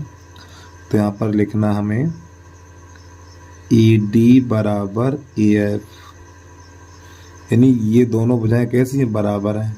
ठीक, यहाँ तो कोई दिक्कत नहीं हुई होगी आपको।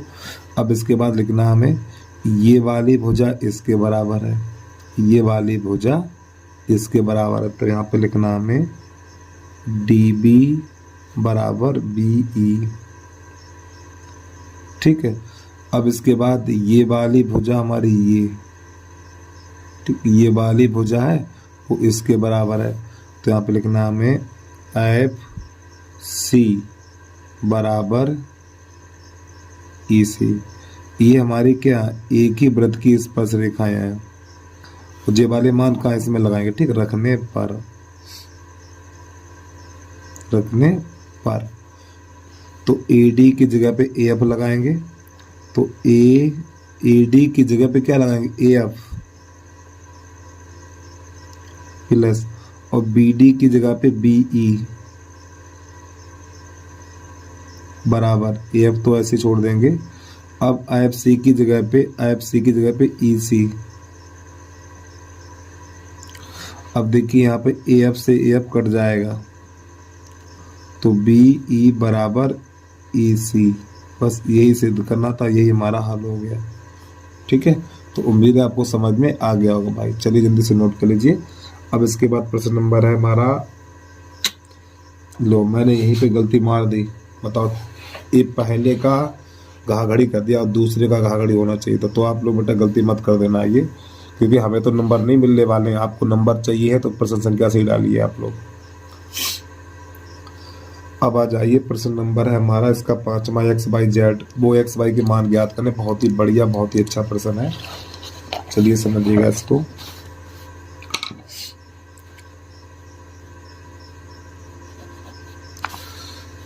तो यहाँ पे वर्ग अंतराल,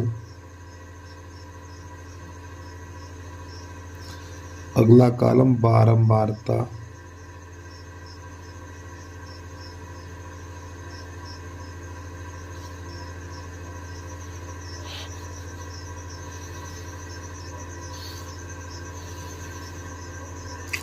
फिर एक और कॉलम बनेगा संचयी बारंबारता का,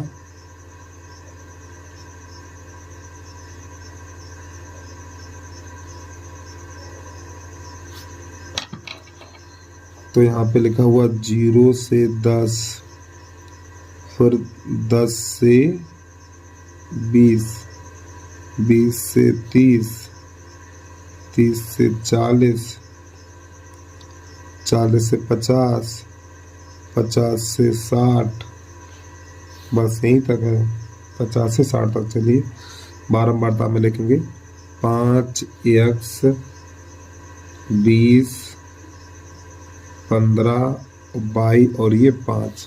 अब प्यारे बच्चों इसके निकालेंगे सच्ची बारंबारता। सच्ची बारंबारता कैसे निकालते हैं देखिएगा, आप लोग ध्यान समझिएगा।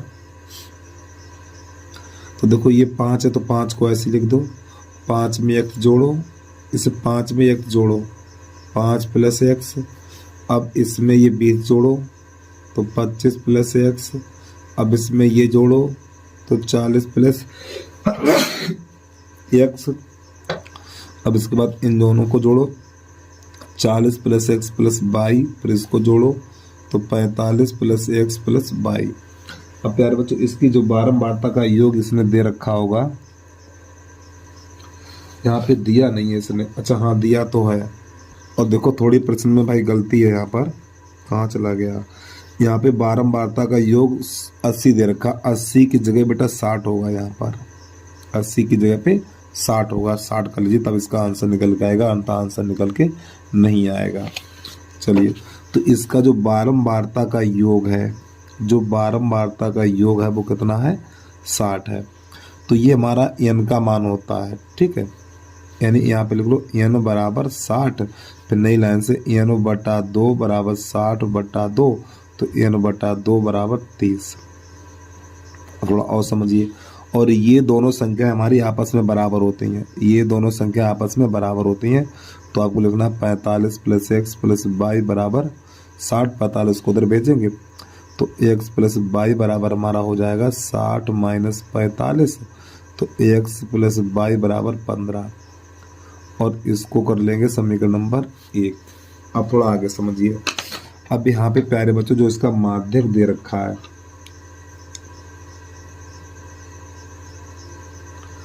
जो इसका माध्यक दे रखा है, कहाँ चला गया यार, माध्यक है हमारा 28.5। अब एक बात समझिए, अब जो आपकी टेबल बनी है, तो तो ये 28.5 वर्ग अंतराल में कहाँ पर मिलेगा आपको? 28.5 वर्ग अंतराल में कहाँ पर मिलेगा? तो वो यहाँ पर मिलेगा, इसके अंदर 28.5 आएगा। तो यहाँ पर बेटा ये तो बन गया बेटा हमारा एल, यानी एल बराबर 20, और ये बन गया एफ बराबर 20, और ये बन गया सी एफ। ठीक है। अब जो माध्यक का सूत्र होता है उसको देखिएगा, तो नई लाइन से लिखना है माध्यक बराबर एल प्लस एन बटा 2 माइनस सी एफ बटा एफ और इंटू एच। और एच यहाँ पे देखिए कितने कितने का अंतर, 10 का अंतर है, तो एच बराबर यहाँ पे 10 लिख लीजिए। मान लगा दीजिए, माध्यक हमारा है 28.5 और एल का मान हमारा है 20। अपने उसमें देखिए, ध्यान से अपने टेबल में देखिए आप, 20 प्लस एन बटा 2 का मान 30 और 30 माइनस सी एफ का मान है 5 प्लस एक्स और बटा एफ का मान है 20 और एच का मान है 10। तो 1 0 से 1 0 यहाँ पे ये निकाल दीजिए, तो 20 को उधर भेजिए, 28.5 माइनस का 20 बराबर, और जब कोष्ठक से बाहर माइनस का चिन्ह होता तो अंदर वाले चिन्ह बदल जाएंगे, तो 30 माइनस 5 और माइनस एक्स और बटा 2 बचा हुआ यहाँ पर। तो जब इसे घटाएंगे तो ये बचेगा हमारा 8.5 बचेगा। ठीक है, बराबर ये हो जाएगा 25 माइनस एक्स, 25 30 में से 5 घटाएंगे, 25 माइनस एक्स और बटा 2। इसके नीचे ये कर लीजिए, तो इसका गुणा इसमें और इसका इसमें, तो ये बनेगा जाके 25 माइनस एक्स बराबर 5 दूनी 10, 5 दूनी 10, और ये हो जाएगा 5 दूनी 10। ठीक, अच्छी बात है। 16 एक 17, यहाँ पे लग जाएगा दशमलव। अब एक काम करो, एक्स को दे ले जाओ, 17 को दे ले आओ, तो 25 माइनस 17 और बराबर एक्स, तो एक्स बराबर निकलेगा हमारा 8। अब ये वाला मान कहाँ लगाएंगे? समीकरण नंबर 1 में लगाएंगे। ये रहा समीकरण नंबर 1 हमारा, तो यहाँ पर लिखेंगे, इसी के सामने लिख दो, यानी एक्स का मान समीकरण 1 में रखने पर, तो जो x बराबर 8 निकला वही लगा दीजिए। तो यहाँ पे लिखेंगे क्या, 8 प्लस y बराबर 15, और 8 को उधर भेजो तो y बराबर हो जाएगा 15 माइनस 8, तो y बराबर 7। ये इसका आंसर आ गया। ठीक, तो उम्मीद आपको समझ में आ गया होगा। जल्दी से नोट कर लीजिए। आप प्रश्न नंबर अगला देखिए अब आप लोग। तो स्टार्टिंग आपको यहाँ से करनी है, और बहुत ही बढ़िया, बहुत ही अच्छा प्रश्न है, इसको सीखना जरूर है आपको। 2 बार लगाओ, 3 बार लगाओ, जरूर सीख जाओ, कोई कठिन सवाल नहीं है।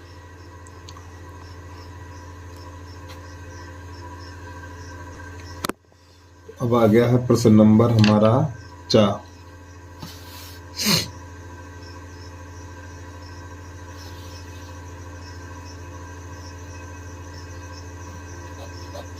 इसको देखिएगा, पहले एक बार प्रश्न दिखाते हैं आपको। प्रश्न नंबर 4 है, यदि 2 पासे एक साथ फेंके जाते हैं, यदि 2 पासे एक साथ फेंके जाते हैं तो दोनों पासों की संख्याओं का योगफल 7 से छोटा होने की प्रायिकता ज्ञात कीजिए। चलिए समझिए। तो प्रश्न है दूसरे का 4 चम्मच। तो यहाँ पे जो कुल परिणाम होते हैं बोले वो देख लीजिए। कुल परिणाम बराबर 36, और 36 परिणाम कौन कौन से होते हैं उनको देखिएगा। 11, 12, 13, 14, 15, 16। थोड़ा दूरी दूरी पे लिखेंगे, ठीक है। बीच में कामा कोष्टक, फिर कामा कोष्टक, कामा कोष्टक, इस प्रकार लिखना है आपको। फिर लिखना है हमें 21, 22, 23, 24, 25, 26। फिर लिखना हमें 31, 32, 33, 34, 35 और ये 36। फिर लिखना 41, 42, 43, 44, 45 और 46। लिखना 51, 52, 53, 54, 55 और 56। फिर लिखना हमें 61, 62, 63, 64, 65, 66। अब क्या करेंगे, इन सब में कामा लगाएं, कोष्टक कामा कोष्टक, ये काम करिए पहले, तब इसके बाद आगे प्रश्न को बढ़ाएंगे हम।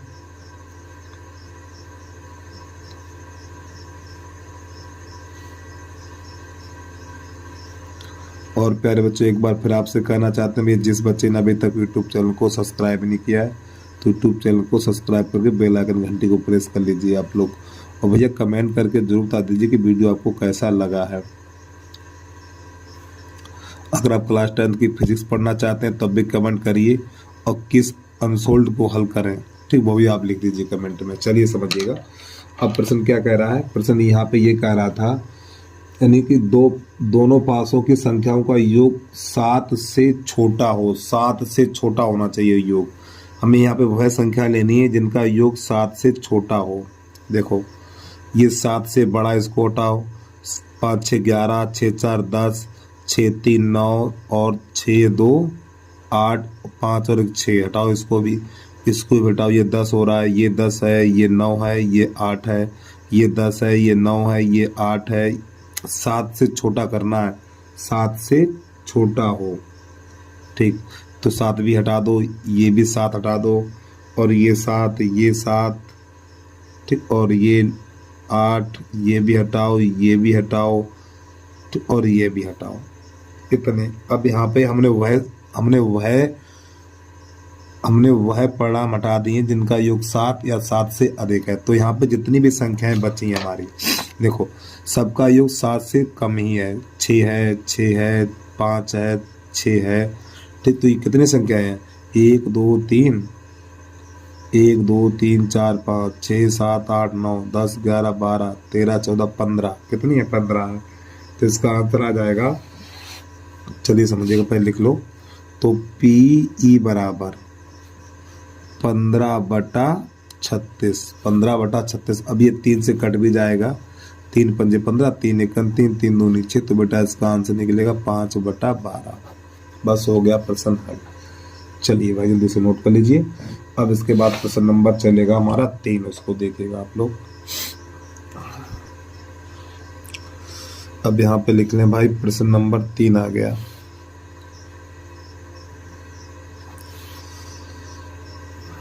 प्रश्न नंबर 3 कह रहा है, यदि 4 कुर्सी तथा 7 मेजों का मूल्य 360 है और 6 कुर्सी 10 मेजों का मूल्य 520 है, तो एक कुर्सी और एक मेज का मूल्य अलग अलग ज्ञात कीजिए। तो यहाँ पे लिखना हमें, तो यहाँ पे हमने लिख लिया है, माना एक कुर्सी का मूल्य X रुपया और एक मेज का मूल्य Y रुपया। तो प्रश्न कह रहा है 4 कुर्सी 7 मेजें। देखो 4 कुर्सी 7 मेजें का रुपया की हैं, 360 रुपया की हैं। फिर इसके बाद 6 कुर्सी और 10 मेजें, ये क्या रुपया की हैं, 552 रुपये की हैं। तो एक कुर्सी और एक मेज का मूल्य ज्ञात करना था, अर्थात X Y का मान ज्ञात करना हमें। तो ये समीकरण नंबर 1 कर लो और ये कर लो 2। तो देखो यहाँ पे कितना है, 10 है, तो 10 का गुणा यहाँ लगा दीजिए, यहाँ पे 7 और 7 का गुणा यहाँ लगा दीजिए, करिए। तो ये तो हो जाएगा 40X और प्लस 70Y बराबर 36 हो जाएगा हमारा। अरे भाई 10 का गुणा इन सब में करेंगे, ठीक है। अब 7 का सब में करो, 7 छक्का 42X प्लस 70Y और बराबर 0, 7 दूनी 14 की 4 हाथ से ले, 7 पन्ना 35 और 1 36। चिन्ह बदलिए, माइनस माइनस और ये माइनस, तो ये तो दोनों कट गए। तो यहाँ पे माइनस का 2X बचा हुआ है और यहाँ पर बचेगा हमारा माइनस का 40। तो माइनस से माइनस कट जाएगा, 2 एकम 2, 2 दूनी 4। तो बहुत मद्दी निकली यार कुर्सी। 20 रुपया कुर्सी मिल जाएगी क्या, बच्चे वाली खिलौना है क्या ये? हाँ वही लग रहा है भाई। चलिए, यानी एक कुर्सी का मूल्य 20, यानी X का मान 20 रुपये निकल के आ गया, मीटर नहीं रुपए लिखेंगे यार। अब X का मान समीकरण नंबर 1 में लगा दो। X का मान समीकरण 1 में, तो X बराबर 20 निकला, तो एक कौन सा हमारा, एक यही तो है, तो यहाँ पे 20 लगा दीजिए, ठीक, 20। तो आपका ये हो जाएगा 4 गुणा 20 प्लस 7Y बराबर 360। तो ये कितना बन जाएगा, 80 बन जाएगा हमारा। तो 80 प्लस 7y बराबर 360। 80 को उधर भेजिए, 7y बराबर 360 माइनस 80, घटाएंगे इसको, 7y बराबर 0। 16 में से 8 जाएगा, 16 में से 8 जाएगा, 8 बचेगा, तो यहाँ पर रह जाएगा 2। तो 7 एकड़ 7, 7 चौक 28, तो y बराबर निकलेगा 40 रुपये। तो प्यारे बच्चों यही इसका आंसर आ गया। तो यानी x क्या था, हमारी कुर्सी थी, तो एक कुर्सी का मूल्य 20 रुपया है और इसके बाद एक मेज का मूल्य 40 रुपया है। तो उम्मीद है आपको समझ में आ गया होगा। और चाहो तो आप नई लाइन से लिख दो, यहाँ पे जगह नहीं है तो हम बोल रहे, लिखिए आप एक कुर्सी का मूल्य बराबर 20 रुपये। फिर नई लाइन से एक मेज का मूल्य बराबर 80 रुपये है, सॉरी 40 रुपये है, ऐसे लिख दीजिए आप। ठीक है, चलिए अगला देखिए, तीसरे का अथवा कैसे करेंगे उसको देख लीजिए। प्रश्न नंबर तीसरे का अथवा, एक आदमी ने 3250 का ऋण लिया। उसने पहले महीने 20 रुपये दिए, फिर वह प्रतिमाह 15 बढ़ाता गया, तो कितने माह में ऋण चुकता होगा। तो प्यारे बच्चों ये हमारा है ए का मान, और ये है हमारा डी का मान, और ये है एस एन का मान। ठीक है, तो सूत्र योग वाला लगा देंगे। तो यहाँ पे प्रश्न नंबर है तीसरे का अथवा। तो यहाँ पर जो ए बराबर दिया हुआ है 20 और डी बराबर दिया हुआ 15, तो एस एन बराबर दिया हुआ है 3250।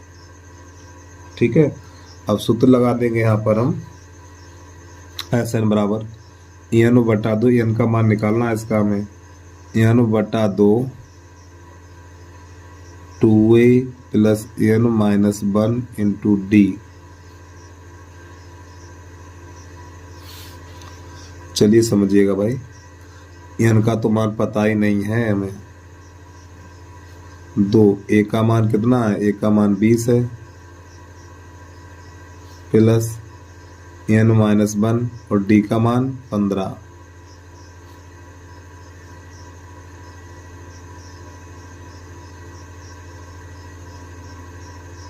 बत्तीस 50।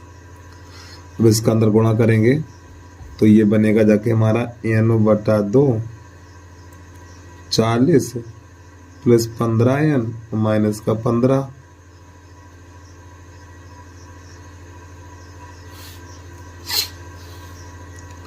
एन बटा 2, तो 40 में से 15 जाएगा, 40 में से जाएगा 15, तो हमारा बचेगा 25।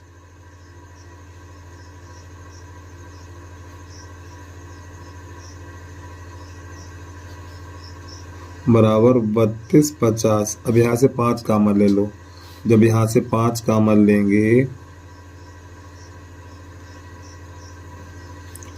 तो 5 प्लस 3n बचेगा बराबर 3250। तो 5 से काटो, 5 एकन 5, तो देखो 5 छक्का 30, 2 बचा हुआ है, 5 25 और ये 0, और प्यारे बच्चों इस 2 का हो जाएगा गुणा, तो यहाँ पर ये हो जाएगा n 5 प्लस 3n, तो बराबर ये हो जाएगा हमारा 65 दूनी होता है 130, तो 1300 बन जाएगा ये 1300। तो इसका अंदर गुणा करेंगे, तो जब इसका अंदर गुणा करेंगे हम, इसका अंदर गुणा करेंगे तो ये बन के आएगा 3n² प्लस का 5n, इसको अंदर ले आइए माइनस का 1300 बराबर 0। अब 1300 के यानी 33 39, 13 39, तो 3900 के ऐसे गुणनखंड करो, 3900 के ऐसे गुणनखंड करो कि घटाने पर 5 मिले, घटाने पर 5 मिले। तो आपका ये क्या क्या हो सकता है, तो इसका गुणनखंड ये मिलेगा हमें 65 गुणा 60, 65 गुणा 60 समझिएगा। तो यहाँ पे लिखेंगे 3n² प्लस का 65n और माइनस का 60n और माइनस का 1300 और बराबर 0। तो यहाँ से हमें क्या करना है, यहाँ से कॉमन लेना है हमें खाली n ही कॉमन मिलेगा यहाँ पर, तो ये बचेगा हमारा 3n और प्लस का 65। अब यहाँ से माइनस का 20 कॉमन लेना, तब यहाँ से माइनस का 20 कॉमन लेंगे तो यहाँ पर हो जाएगा n और प्लस 65 बचेगा यहाँ पर भी हमारा इतना। यहाँ पे 3n बचेगा और बराबर 0। अब ये अंदर वाली संख्या एक जैसी हो गई हैं, 3n प्लस का 65 और फिर अगले क्वेश्चन में n माइनस 20 बराबर 0। अब यहाँ से n का मान निकलेगा तो यहाँ से उठाएंगे तो n माइनस का 20 बराबर 0, तो n बराबर 20, तो 20 माह में वह रुपया वापस कर देगा। यही इसका आंसर आ गया। चलिए भाई जल्दी से नोट कर लीजिए। अब आ जाइए प्रश्न नंबर 4 की तरफ। 4 में क्या करता है इसको देखिएगा आप लोग। प्रश्न नंबर 4 है हमारा, एक बहुमंजिल भवन के शिखर से देखने पर 8 मीटर ऊंचे भवन के शिखर तथा तल का अवनमन कोण क्रमशः 30 अंश और 45 अंश पाया गया। तो बहुमंजिल भवन की ऊंचाई दोनों भवनों के बीच की दूरी ज्ञात कीजिए। चलिए समझिएगा। तो प्रश्न नंबर है हमारा 4।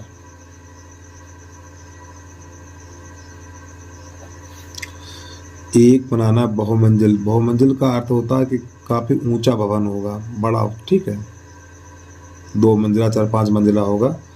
और ये हमारी 36 तल है। एक बार प्रश्न को फिर देख लें। एक बहुमंजिल भवन के शिखर से, यानी बहुमंजिल भवन के शिखर से देखने पर एक 8 मीटर ऊंचा भवन, लो बेटा, एक 8 मीटर ऊंचा भवन है एक और हमारा, ये लो, ठीक है, यहाँ पर, यानी कि ऊपर से इस वाले बहुमंजिल भवन के शिखर से इसके शिखर को देखा गया यहाँ से, ठीक है। चलिए लेकिन आप लोग सही बनाइएगा। इसको देखा गया तो जो कोण बना है वो कितना बना है, शिखर और तल का, और तल इसके यहाँ को, इसको भी, इसके आधार को भी देखा गया। तो जो इसके कोण बने हैं वो क्रमशः कितने कितने हैं, ये वाला 30 अंश का है और ये वाला हमारा 45 अंश का। तो प्यारे बच्चे चित्र बनकर तैयार हो गया। तो इसकी ऊंचाई ज्ञात करनी है हमें। तो यहाँ पे A, B, C और ये D और ये E। तो भवन की ऊंचाई है इसकी 8 है।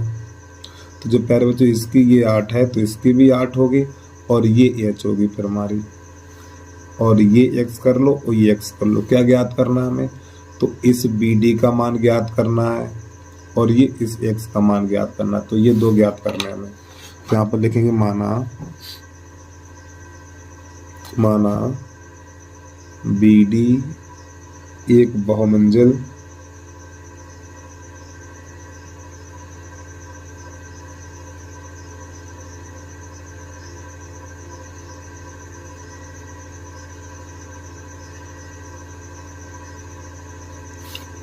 भवन तथा AE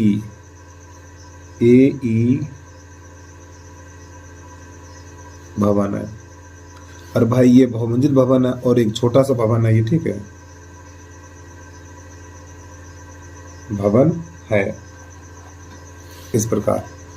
चलिए समझिएगा। तो यहाँ पे सबसे पहले समकोण त्रिभुज हम कौन सा ले लें, ये वाला ले लो समकोण त्रिभुज, ठीक है।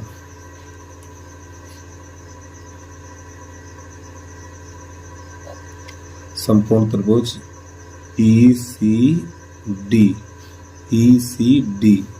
ठीक, D बना हुआ है ये ECD में। तो tan 30, तो ये H बटा X हो जाएगा हमारा, H बटा X। tan 30 का मान 1 बटा √3, तो H बटा X गुणा करिए इसका इसमें, इसका इसमें, तो X बराबर हो जाएगा √3H। समीकरण नंबर 1। अब इसके बाद समकोण त्रिभुज ये बना लेंगे हम ABD।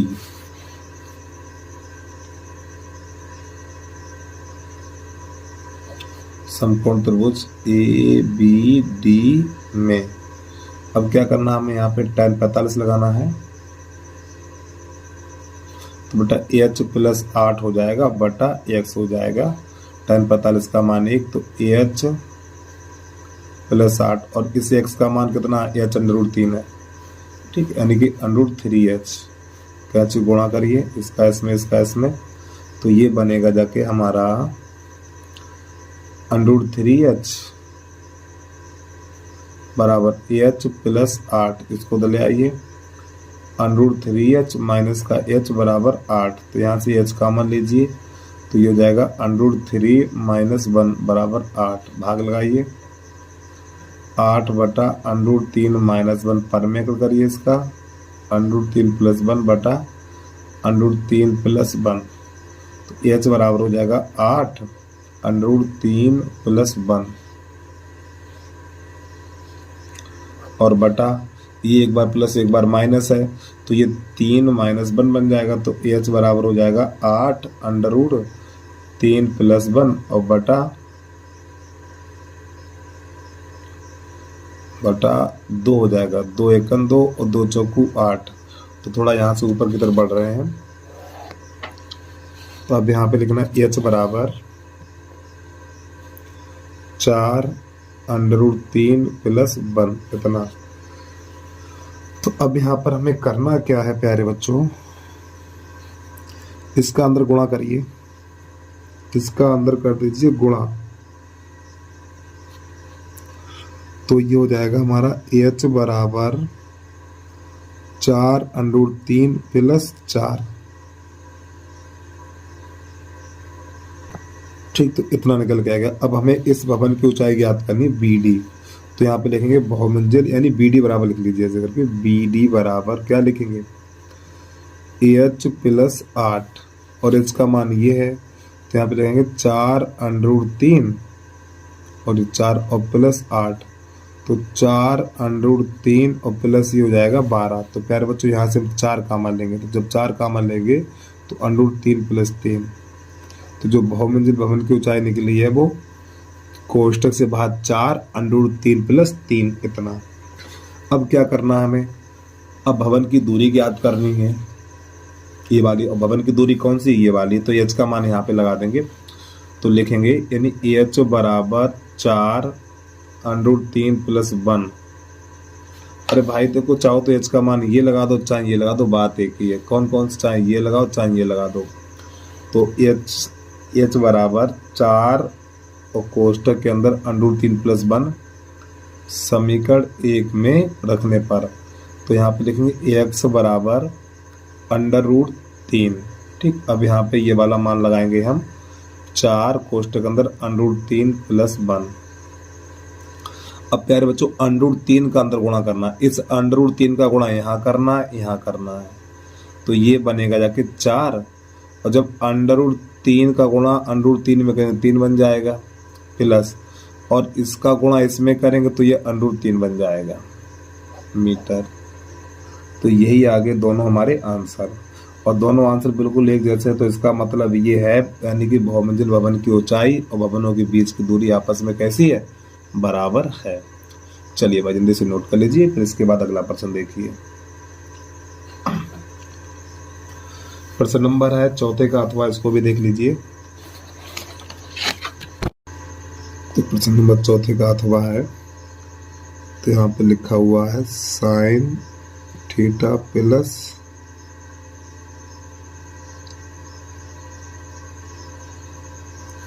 कोस थीटा का होल वर्ग plus cos theta plus sec theta का होल वर्ग, और बराबर है हमारा 7 plus tan square theta plus cot square theta. ये हमें सिद्ध करना है। चलिए समझिएगा इसको कैसे हल करना है। तो सबसे पहले लिखना LHS sine theta plus cos theta का होल वर्ग plus cos theta plus sec theta का होल वर्ग। तो प्यारे बच्चों यहाँ पे a प्लस बी का होल वर्ग लगाना है, तो ये बन जाएगा हमारा sine square theta plus cos square theta plus 2 sine theta into cos theta. अब प्लस यहाँ पे आ जाए, इसी प्रकार यहाँ पे a प्लस बी का होल वर्ग, cos square theta plus sec square theta plus 2 cos theta into sec theta. अब यहाँ पे एक सूत्र आपको याद रखना पड़ेगा, एक नहीं 3 सूत्र बता रहे हैं। tan theta into cot theta sin theta into cos theta cos theta into sec theta. इन तीनों के बराबर एक होता है। जब भी इस प्रकार का सवाल मिल जाए तो इसका मान क्या होता है, एक होता है। ये हमारे सूत्र है, ठीक है। तो चलिए यहाँ पर देखो, sine into cosec, sine into cosec की जगह पे एक लगा देंगे और कॉस इंटू सेक की जगह पे एक लगा देंगे और बाकी को ऐसे छोड़ देंगे अभी हम।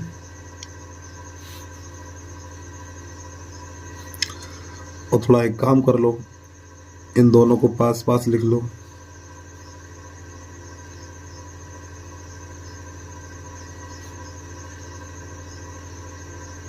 ठीक है, प्लस अब यहाँ पर देखो इसका मान एक लगा देंगे तो 2 गुणा 1 हो जाएगा।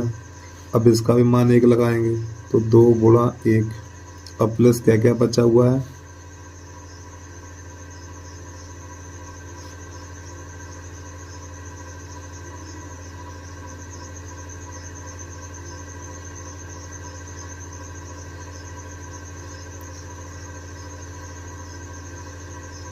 एक ये बचा हुआ और एक ये बचा हुआ है, कोसेक स्क्वायर और सेक स्क्वायर। चलिए समझिएगा आप। तो पहले बच्चों इसका मान कितना हो जाएगा, इसका मान 1 हो जाएगा। 1 प्लस 2 1 2 और प्लस 2 1 2। तो प्लस जो कोसेक स्क्वायर बराबर सूत्र होता है हमारा 1 प्लस कॉट स्क्वायर थीटा और सेक स्क्वायर बराबर सूत्र होता है 1 प्लस tan स्क्वायर थीटा। मान लगा दीजिए। अब देखो सब जोड़िए, 2 2 4 5 6 और 1 7, ये बन जाएगा हमारा 7 और प्लस कॉट स्क्वायर थीटा और प्लस tan स्क्वायर थीटा। बस यही हो गया। तो LHS बराबर RHS। तो प्रश्न नंबर 4 का अथवा हो गया हमारा कंप्लीट। अब इसके बाद प्रश्न नंबर है हमारा 5वां, उसको देखिएगा।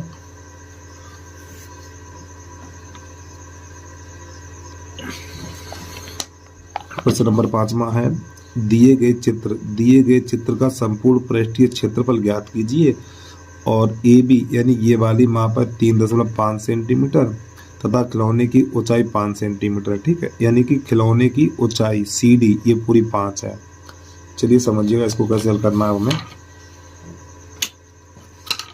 तो आ गया बेटा प्रश्न नंबर 5। इतने में आएगा नहीं यार, इधर आ जाइए।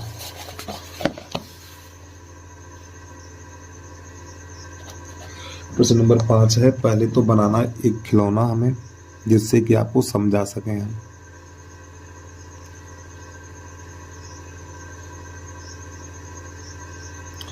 और इसके ऊपर एक अर्धगोला रखा हुआ है इस प्रकार ये। ठीक है, तो यहाँ पर लिखा हुआ A, यहाँ पे लिखा हुआ B और यहाँ पे लिखा हुआ C और यहाँ पे लिखा हुआ है D। तो प्यारे बच्चों ये तो व्यास होता है, तो व्यास दिया हुआ हमें, तो पहले लाइन लिखेंगे हम एक शंकु तथा अर्धगोले, शंकु तथा अर्धगोले की त्रिज्या समान है। शंकु तथा अर्धगोले की त्रिज्या समान है। ठीक है, पहले तो ये लिखेंगे। तो इसका व्यास दे रखा है 2r बराबर 3.5। 2 को भाग में पहुंचाएंगे तो r बराबर हो जाएगा 3.5 बटा 2। अब इसका 10 उठाएंगे, नीचे 0 बढ़ा देंगे। 5 से काटो, 5 7 5 5 चौक 20। तो r बराबर निकला 7/4 सेंटीमीटर। ठीक, अब क्या करेंगे प्यारे बच्चों, अब यहाँ पर हमें करना क्या है, यानी ये वाली भुजा 7/4 है और ये वाली ये 7/4 निकल के आई, तो ये भी 7/4 है। अब यहाँ से लेके यहाँ तक पूरी 5 है, तो हमें शंकु की ऊंचाई निकालनी पड़ेगी। तो यहाँ पर लिखेंगे शंकु की ऊंचाई यानी h बराबर सम की ऊंचाई कैसे निकाले, 5 में से 7/4 घटा देंगे तो लिखेंगे 5 - 7/4। तो h बराबर हो जाएगा 5 चौक 20 और 20 में 7 चला जाएगा 13/4।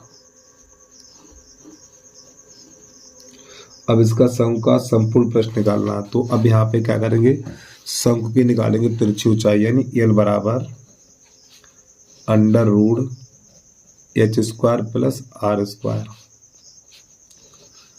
h का मान 169/16 हो जाएगा प्लस r का मान 49/16 ये भी हो जाएगा।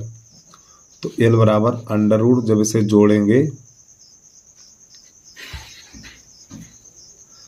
अब तो बड़ी कहानी विचित्र हो गई है ये।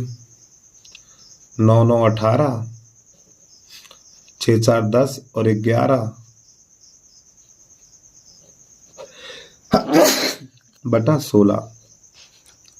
ठीक है, यहाँ तक। अब प्यारे बच्चों इसका भाग लगाएंगे, भाग में द्वारा वर्गमूल निकालेंगे इसका। तो चलिए देखिएगा। तो इसको क्या लिखेंगे हम, L बराबर इसको लिखना है हमें √218 बटा ये तो 4 बन जाएगा। ठीक, ये तो 4 बन जाएगा। अब इसका भाग में द्वारा वर्गमूल निकाल के आपको दिखा दे रहे हैं कैसे निकालते हैं।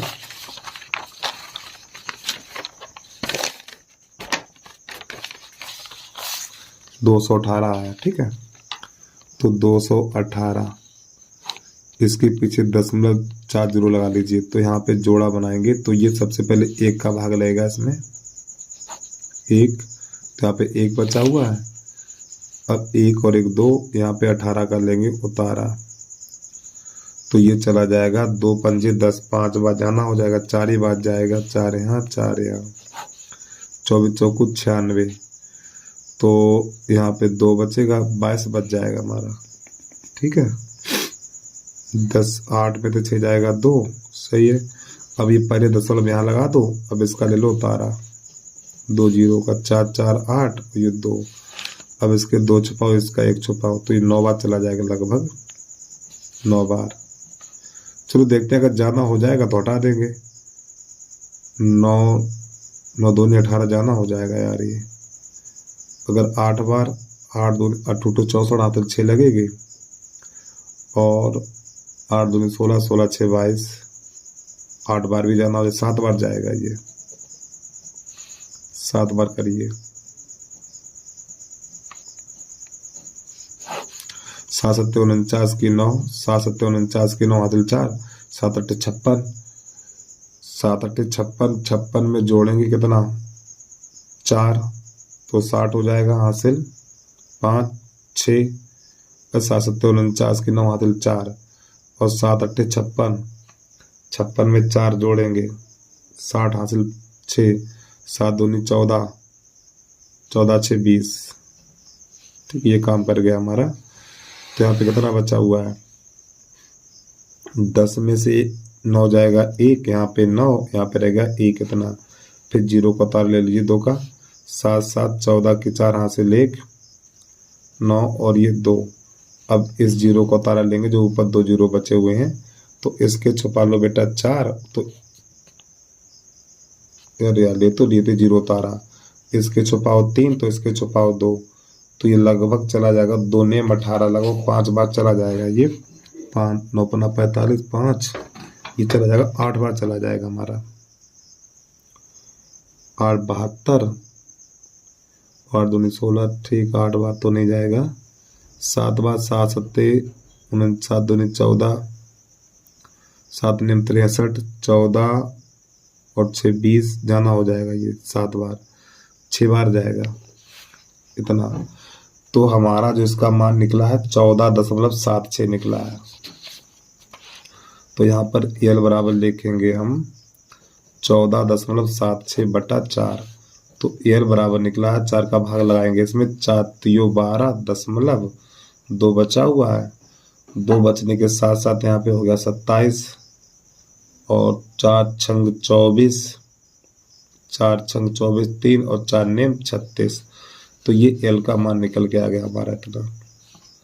और ये किस में है, हमारा सेंटीमीटर में है। और प्यारे बच्चों सेंटीमीटर में है तो दशमलव के पीछे एक अंक लिया जाएगा, तो ये 9 हटेगा तो यहाँ पे 10 हो जाए 7 हो जाएगा। तो एल बराबर 3.7 सेंटीमीटर। तो हमें एच भी मिल गया है, ठीक है, और एल भी मिल गया है। तो ठोस का पृष्ठीय क्षेत्रफल, अब यहाँ से दूसरे पेज पे पहुंच रहे हैं, तो हमें लिखना है ठोस का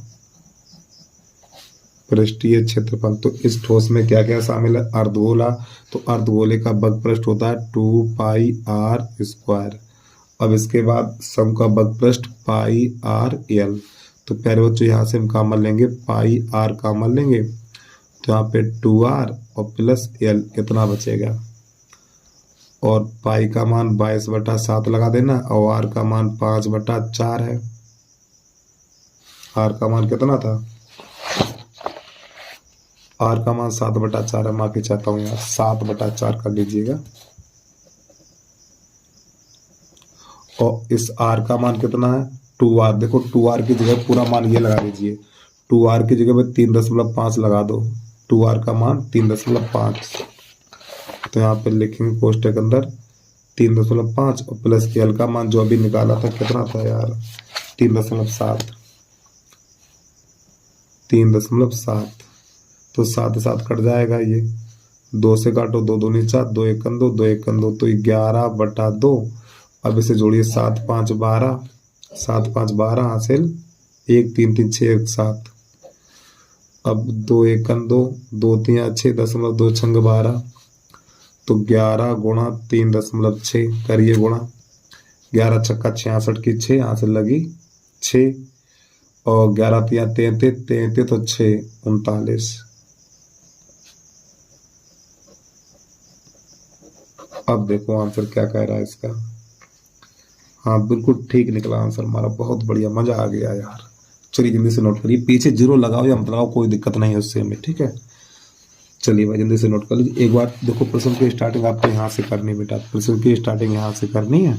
ये सब मान निकालने के बाद अब यहाँ से हम दूसरे पेज पे पहुंचे, तो ये मैंने ठोस का पृष्ठीय क्षेत्रफल निकाल दिया। अब इस ठोस में क्या क्या शामिल था, एक अर्धगोला, तो अर्धगोले का बग पृष्ठ, और एक शंकु, तो शंकु का बग पृष्ठ, ठीक। तो प्रश्न हमारा हो गया कंप्लीट। अब इसके बाद इसका अथवा देखिए, तो यहाँ पे लिखेंगे चौथे का अथवा, ये आएगा। पांचवें का अथवा है, पानी से भरे एक अर्धगोलीय टैंक को एक पाइप के द्वारा 3 सही 4/7 लीटर प्रति सेकंड की दर से खाली किया जाता है। यह पाइप टैंक को आधा खाली करने में कितना समय लेगा यदि टैंक का व्यास 3 मीटर है। तो सबसे पहले अर्धगोले टैंक का आयतन निकालेंगे। चलिए समझिएगा, तो पहले बनाना हमें अर्धगोला। अब हमें ये पता करना है इस अर्धगोले के अंदर कितना पानी आता है। तो यहाँ पे लिखेंगे गोले का, अर्धगोले का व्यास,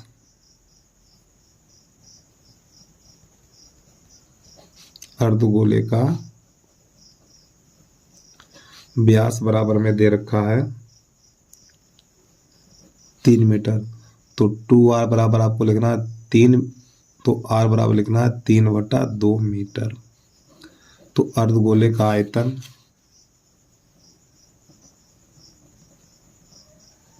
अर्धगोले का आयतन बराबर, तो अर्धगोले का आयतन होता है हमारा 2/3 πr³। ठीक है, मान लगा दीजिए यहाँ पर। तो हमें लिखना है भैया 2/3, पाई का मान 22/7 और आर का मान 3/2 है। तो 3/2 गुणा 3/2 गुणा 3/2, इस प्रकार। अब यहाँ पे क्या करना, हमें कुछ करिए कटा पिट्टी। 3 से 3 चला जाएगा, 2 से 2 चला जाएगा, फिर 2 एकम 2, 2 एकम 2, 2 एकम 2। तो यहाँ पे बचा हुआ हमारा 99/7 दूनी 14 घन मीटर। अब इसको लीटर में चेंज करना है, यानी कि इस अर्धगोले कटोरे के अंदर इतने लीटर पानी, यानी लीटर में चेंज करना। तो लीटर में चेंज करने के लिए 1000 का गुणा करेंगे। तो यहाँ पे लिखेंगे 99/14 और गुणा 1000। अब प्यारे बच्चों ये बन गया हमारा लीटर, तो इस कटोरे के अंदर इतने लीटर पानी आएगा। अब यहाँ पे करना क्या है, हमें आधा ही कटोरा खाली करना है। कितना? आधा। तो आधा कटोरा यानी कि आधे अर्धगोले को खाली करना है, तो इसमें 2 का भाग लगा देंगे।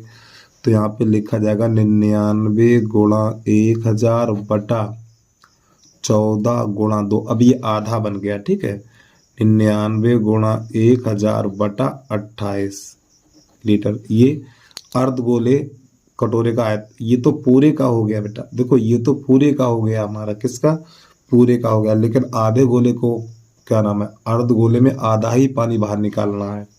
तो इस इतने पानी निकालने में कितना समय लगा ये बताना है।